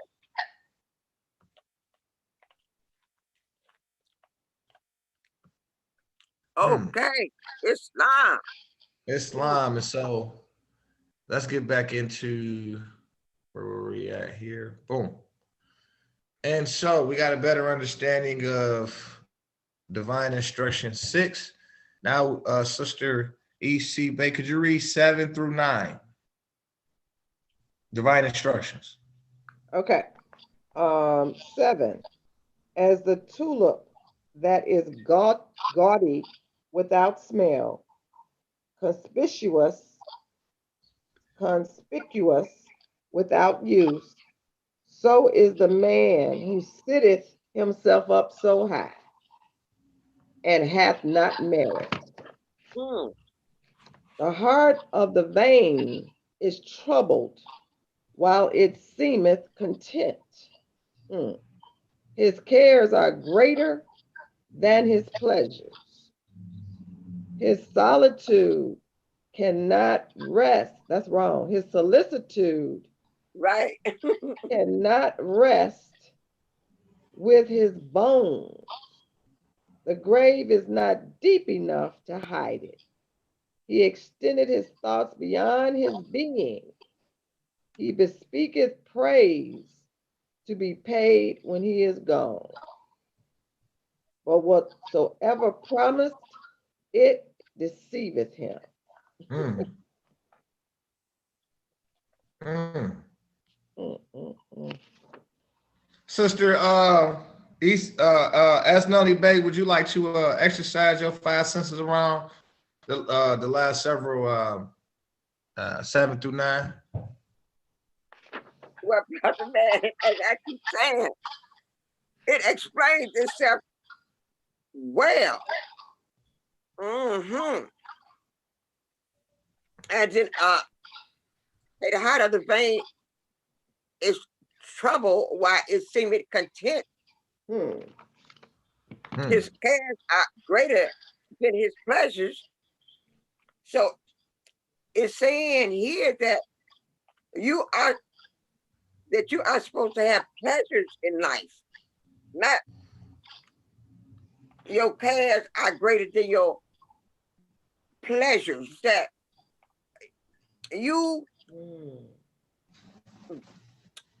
so involved with vanity that you don't have time to have pleasure. Peace. Peace. And so divine instruction 10 through 13, I'll read just briefly. As the man who engageth his wife to remain in widowhood, that she disturb not his soul, so is he who expecteth that his praise shall reach his ears beneath the earth, or cherish his heart in his shroud. Do well while thou livest, but regard not what is said of it. Content thyself with deserving praise, and thy posterity shall rejoice in hearing it. As the butterfly who seeth not his own colors, as the jasmine which fleeth not the scent of its caste around it, so is the man who appeareth gay, and biddeth others to take note of it. To what purpose, said he, is my vesture of gold? To what end are my tables filled with dainties, if no eyes gaze upon them? If the world Mm. knows, if the world knows it not, give thy raiment to the naked, and thy food unto the hungry. So shalt thou be praised and feel that thou deservest it. So the floor is open for the class if you have some expressions. Brother teacher, I just wanted to go back to 12 where it reads, Divine Instruction 12 reads, as the butterfly who seeth not his own colors, as the jasmine which feeleth, not fleeth, but feeleth not the scent, it casteth around it. It caseth around it. So is the man who appeareth gay and biddeth others to take note of it. I don't know if I don't know if you're reading from online or the actual document, the Holy Quran. No, I just mispronounced that. Thank you for that. Oh, okay. I mean, these words are you got to stop it. You got to slow down on them. Make sure That's you're right. reading it right. I think that I just wanted to say on this is that, that this is speaking to the instability. And, vain is a big part of that being vain is a big part of The being instability. unstable. It's a lot of self grandizement, Mhm. see me, I'm it, I got all the answers. Uh-huh. And this really helps to keep you humble and understanding that, that is not appropriate. Put it in plain English without all the challenging pronunciations, plain English, that is not appropriate at all. Vanity is out of place. Instability is not a way to be. And so, you know, we get the divine instruction here to help us to know how to manage, you know, that arrogance. Okay. That, you know, we all can find ourselves there at different points, at different times, and depending on the type of challenges or positive things that could be happening to us, that we bring about in our own lives. So I appreciate the divine instructions of this Holy Koran and the Moorish Science Tip of America, helping me to understand how to navigate, you know, those behaviors, how to manage those behaviors when they rise up, because they do in various forms. You know, when you're exalted to power, when you find yourself in charge, you know, Mhm. you gotta remember how to manage that. And I feel that this divine instruction, these lessons from this particular chapter helps us to know how to be in our right minds and conducting ourselves in order. Peace.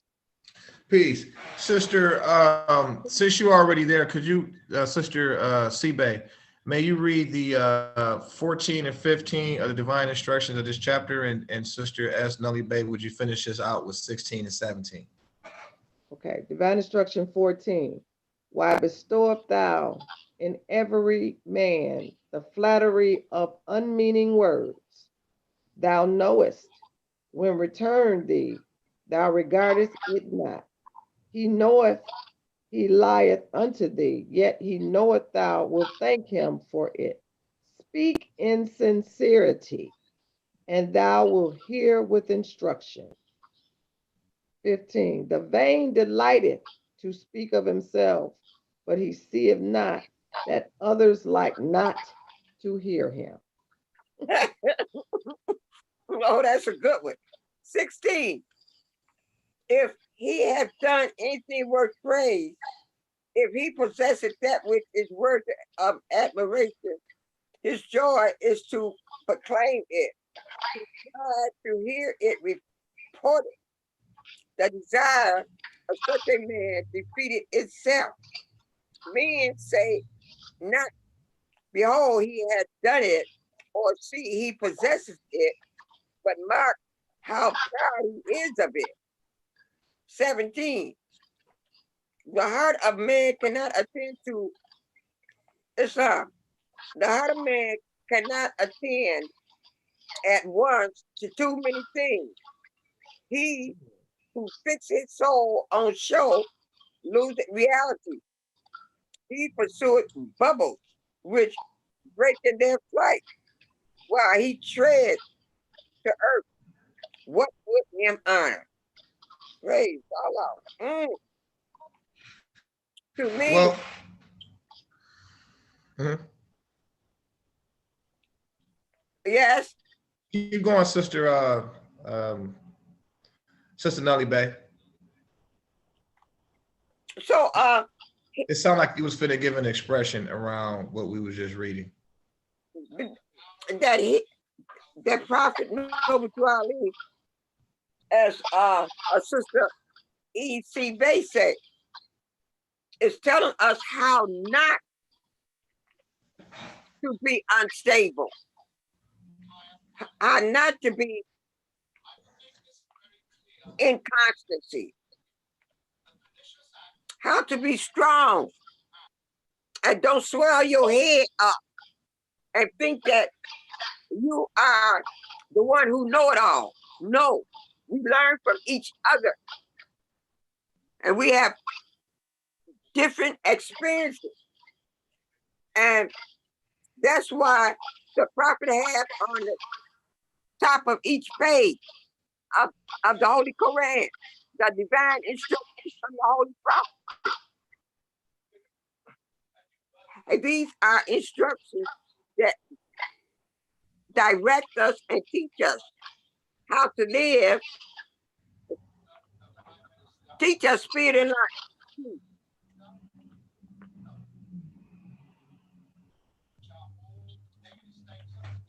Islam. Islam. Well, Sister Steve, did you have anything that you want to say around the subject? Sister Asnani Bay explained it well. Praise Allah. I would like to say in closing that um, I am so happy we took our time with this chapter and actually pulled it apart and dissected it to really get the meaning that's the message that's being conveyed to us here. And so I just answered a lot of questions were answered for me and my both my professional journey and my private journey, or my journey that impacts both the public and my private life.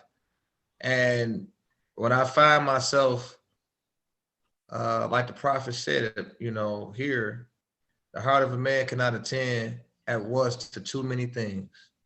And I was feeling so much pressure, um, Yeah. sneaky pressure, pressure that you're really not paying attention to, but it's there. And we create unnecessary pressure for ourselves. And I'm a master at doing that. I'm a master at creating unnecessary pressure. And the prophet, says here to us, he said, the heart of a man cannot attend at once to too many things. He who fixes his soul on show loses reality. And that's exactly how I was feeling. I was feeling like I was losing reality. And I had to slow down. And the prophet talks about he pursueth bubbles which break in their flight. While he treads to the earth, what would he honor? And I wonder why this is happening. We wonder why this didn't work, and wonder why this didn't. Mhm. We got so much going on. Then when you go backwards and go back to 16, Divine Instruction 16, he said he have done anything worth praise if he possesseth that which is worthy of admiration. His joy is to proclaim it. His pride is to hear it reported. His desire is such a man defeateth itself. Men say not, behold, he have done it, or see he possesseth it, but mark how proud he is of it. And so vanity is the driving force, right, behind these different realities that come about from vanity. And I'm able to see more plainly how to become a better leader from this chapter and to become a better person overall from this chapter, and being able to see my weaknesses from this chapter, just reading this today. And like I said, it just answered a lot of questions that I was asking myself throughout this week. And that helps bring me back to where I need to be at individually on my development. And like the sister said earlier, you need to listen more. You need to not just listen, but listen with your heart. Listen to understand. Like the other sister, Noni Bay just said, learn from each other, have enough patience and tolerance to listen to others and learn from others, and to master that craft, because you sometimes you can't even see when you're operating in that capacity of vanity. Sometimes you can't even. Sometimes somebody gotta tell you. Somebody else might have to say something to you. It might be a series of reminders, and then some just have to stop you and take you away for you to do a self-reflection to bring yourself back. I was just listening to myself earlier this week, saying to myself, "Don't take over conversations." Right? Stop taking over conversations. Listen to other ideas and let other people bring that energy and synergy to the table. And so this chapter of instability as a man absolutely just gave me an opportunity to look at myself more plainly and see where I need to cut off the ungainly parts and to get better, and to get better. So that brings our, if no one else have any expressions or want to exercise their five senses around the subject matter, that concludes chapter 40. Right. Divine instructions 1 through 17. And we started today from 6 through 17. And we'll pick up next meeting, Divine Sunday School, on chapter 41. And that's the holy instructions from the prophet dealing with inconstancy. Yes. Okay. So, I'll now transfer the Sunday school over to our official chairman, Sister S. Nully Bay. Islam, Islam. the meeting is Lord and the Grand Chief will read the divine warning.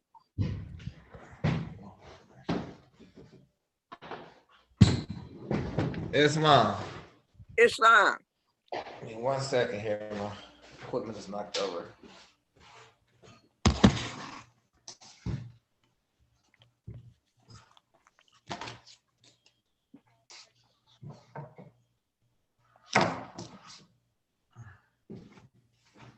Am said me.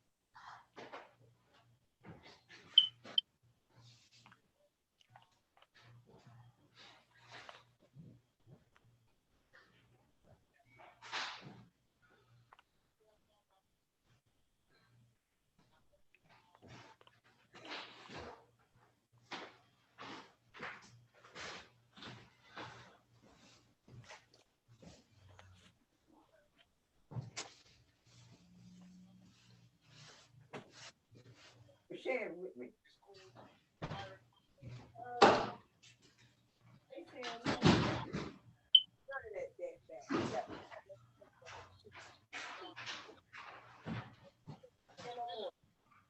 We on our land. They got us.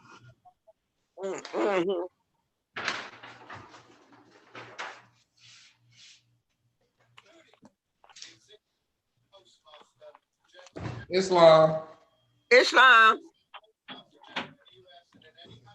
All right. If you are able to do so, all Muslims, all muftis, please rise. Right.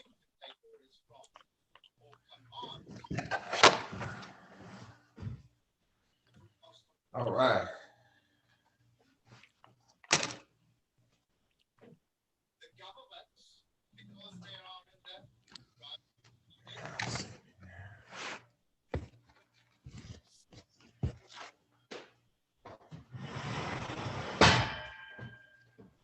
Islam, Islam. Muslims that are present Muslims all over the world. January 15, 1929, Prophet warns all Muslim governor ordered to read proclamation at each meeting. I hereby inform all members that they must end all radical agitating speeches while at work in their homes or on the street. We are for peace and not destruction. Stop flashing your cards at Europeans and causing confusion. Remember your cards for your salvation. Failure to obey these orders will be of severe consequence. We are for love, truth, peace, freedom, and justice. And when these Islam, we are for love, truth, peace, and freedom. And when these principles are violated, justice then must take its course.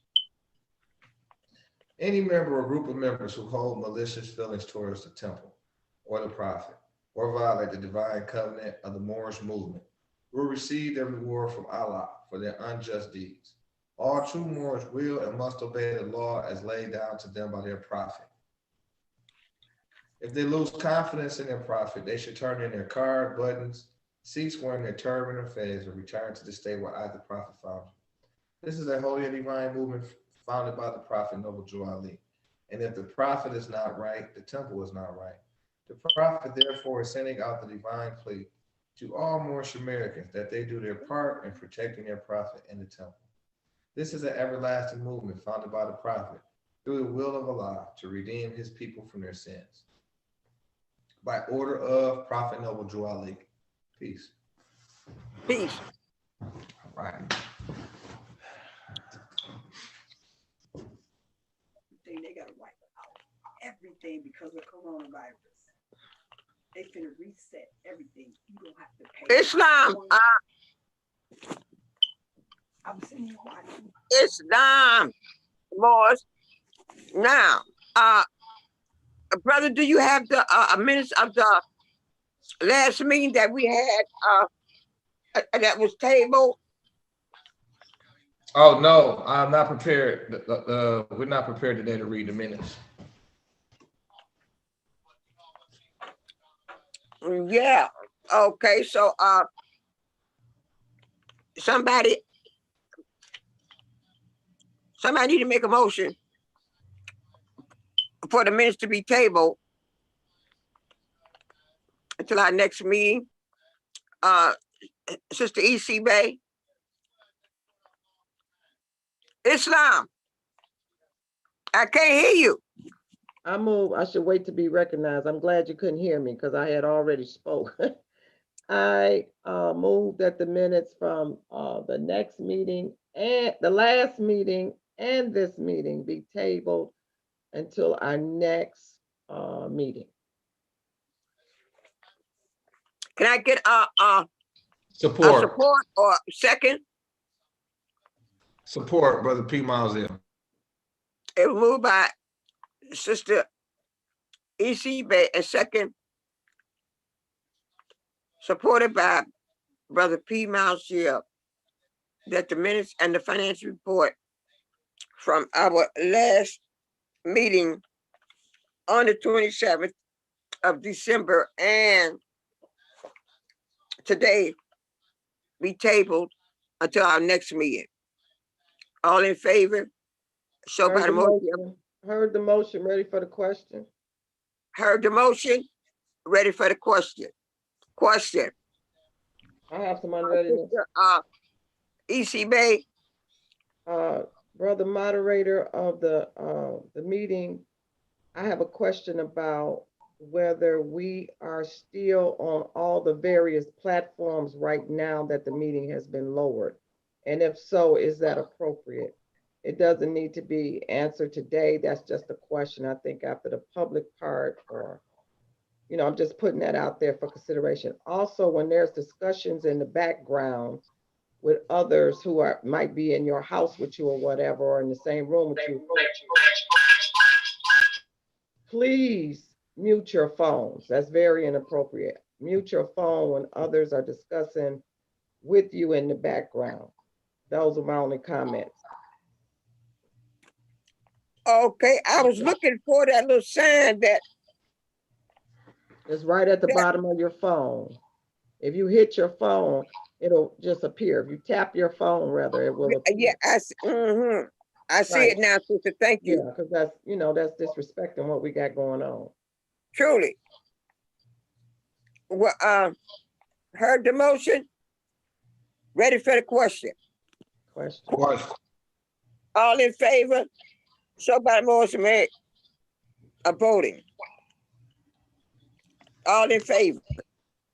So we need to say our holy covenant of the Asiatic nation. Who would like to recite it or read it? Islam. Islam, Brother P. Mousiel. We are the children of one. Point of order. I'm out of order. So I'm thinking we out of order. Did we do announcements? Do we do the collection, or do we do this first? I'm just trying to find out the order. No, you don't. No, Islam. If I may, Sister Chairman. Brother P. Mousiel. No, thank you for that. Announcements, public elections. Then we go into the Asiatic covenant and say prayer. Thank you for keeping us in order. Truly. Announcements, any announcements, and its collection, any collection. Islam. Islam.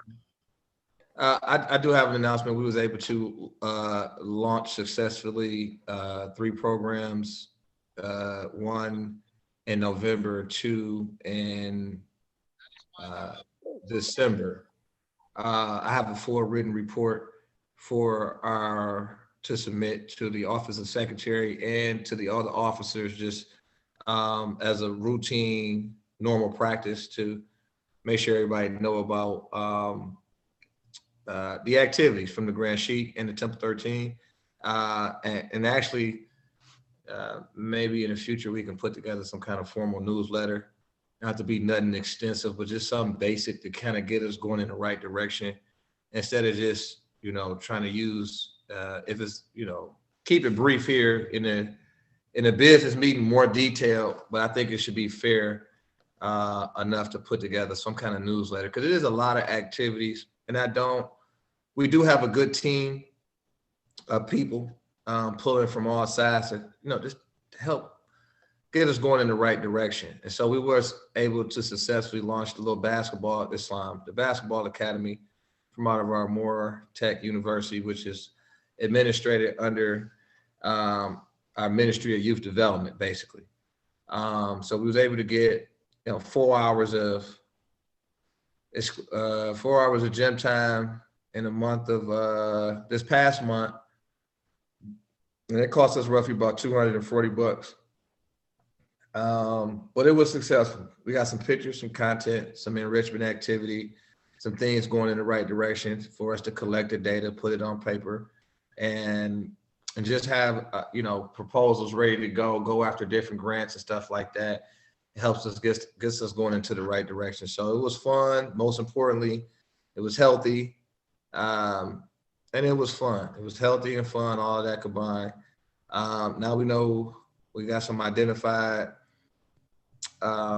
things that we can do, different programs that we can do in a pandemic, operating in a crisis, but still being able to have that salvation component that we talked about today earlier in the meeting session when we talked about salvation. These are the saving programs that allows us to build our immune system, bond with each other, communicate. Communication is important. I think Brother Thunder was talking about Intel earlier.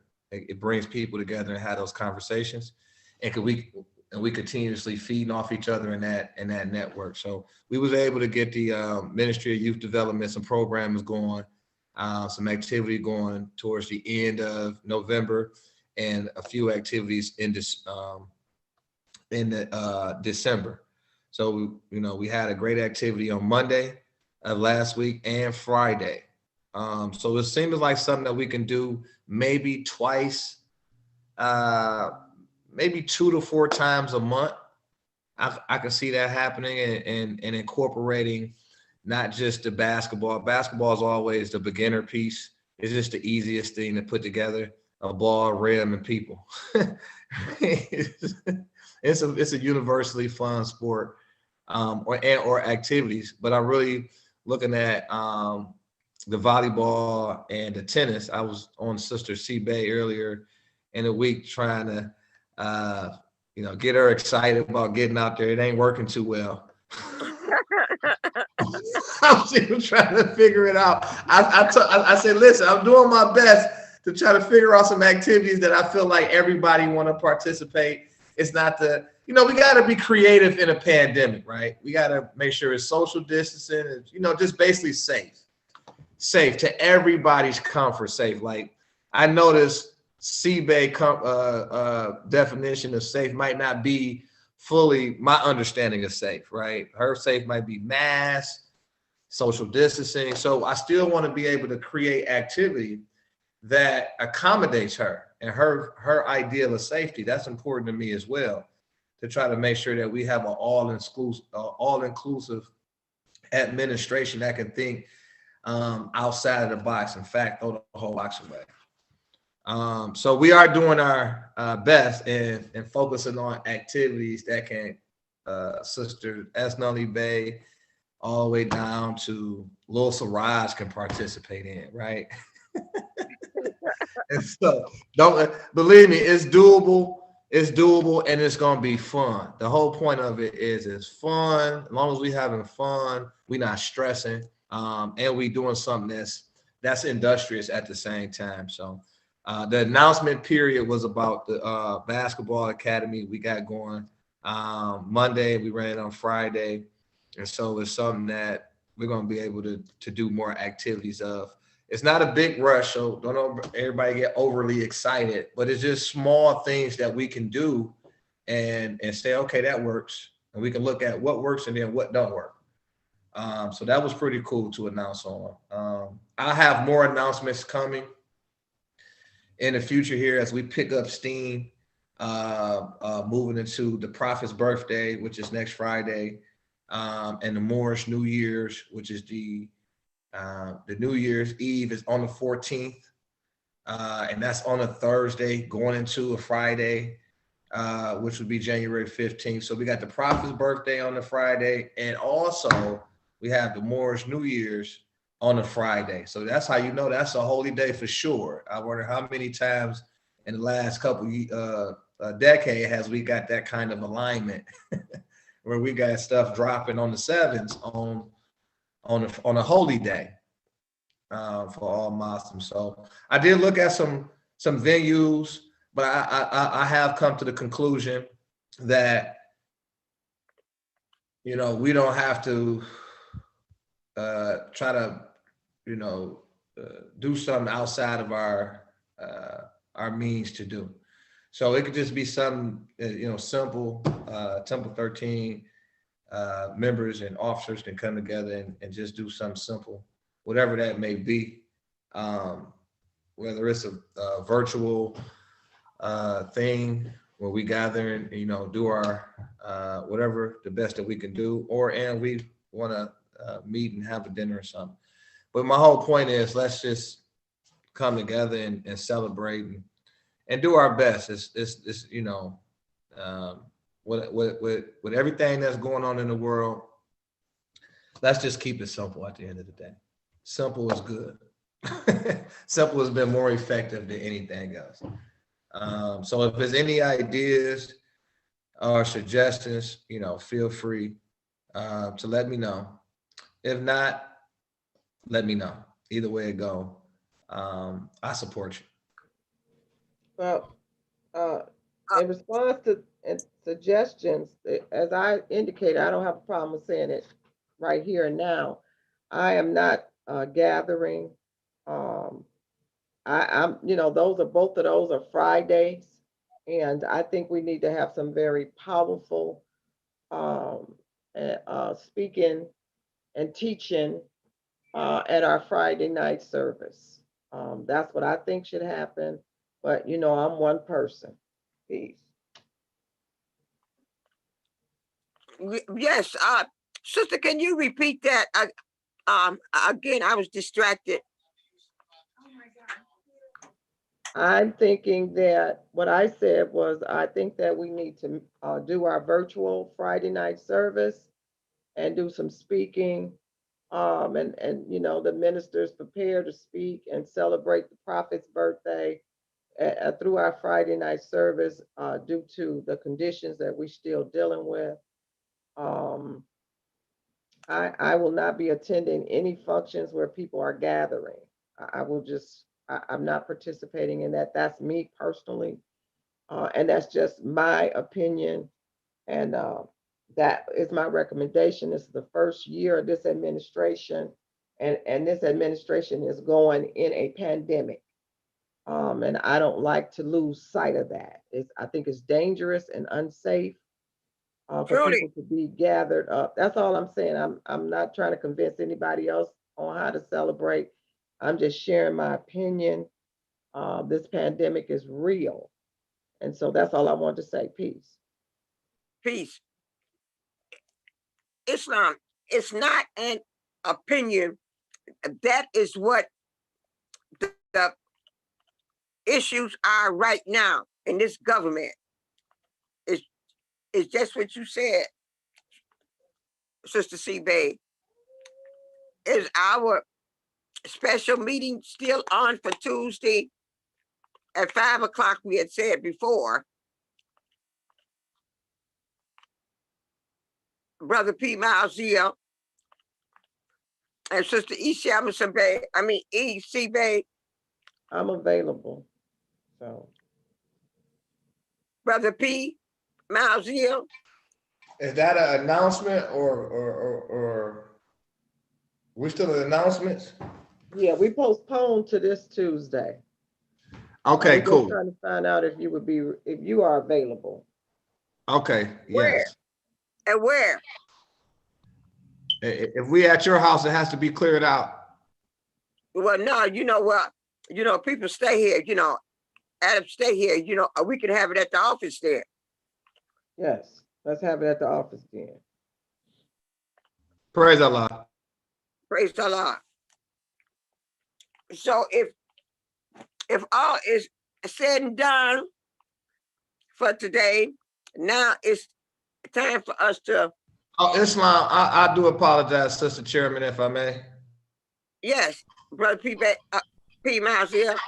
I also want to point out to the Muslims and the viewers that may have an opportunity to view this later on. It's very important in this pandemic to make sure that you transition over to a plant-based diet. That is very, very, very important as we focus on building the immune system of each of our members, so they can have an opportunity not only to decrease the chances of catching such a illness, and or if they catch it, have the ability to defeat it. So we want to make sure that our Muslims here at Temple 13, number 13, have an opportunity to have the information necessary so they can feel not only, number one, secure, but confident. They can have some confidence. And so we have a wealth of education here at Temple number 13.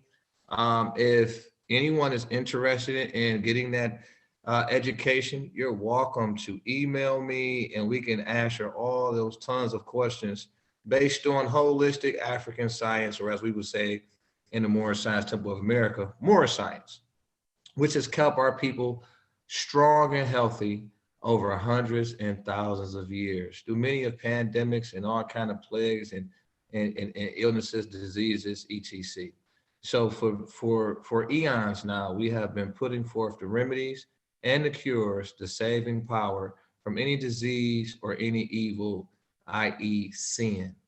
And so one of the things I wanted to make sure that I put out here to our members is that the prophet talks about he was here to redeem us from our sins. And one of the ways that we've been sinning against ourselves is not understanding the knowledge of ourselves when it comes to our diet and how to actually fight off diseases, viruses, and all forms of illnesses. Peace. Peace. Holy Covenant of the Asiatic Nation. Would somebody like to read it or recite it?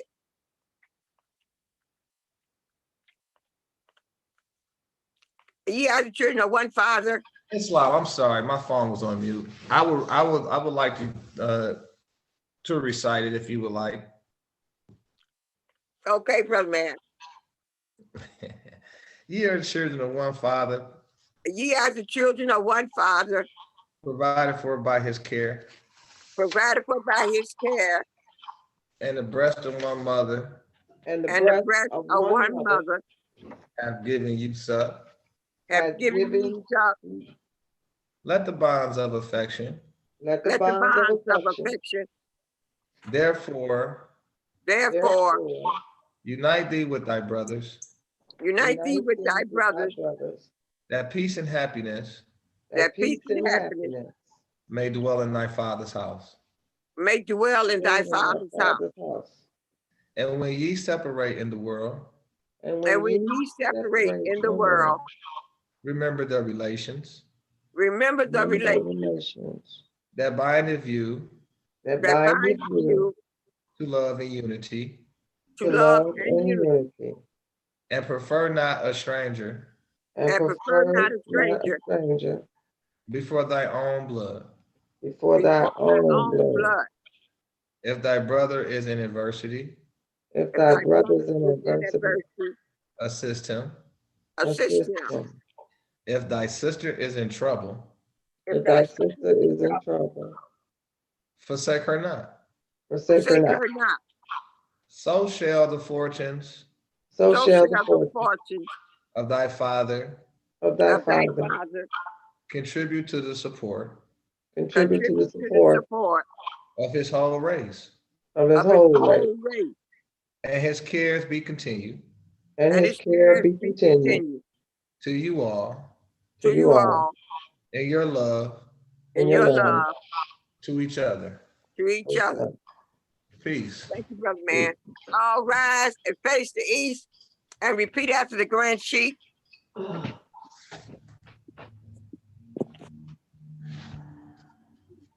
Allah, Father of the universe, Allah, the Father of the universe, Father of love, Father, of love, love, truth, truth, peace, peace, peace, freedom, freedom, and justice.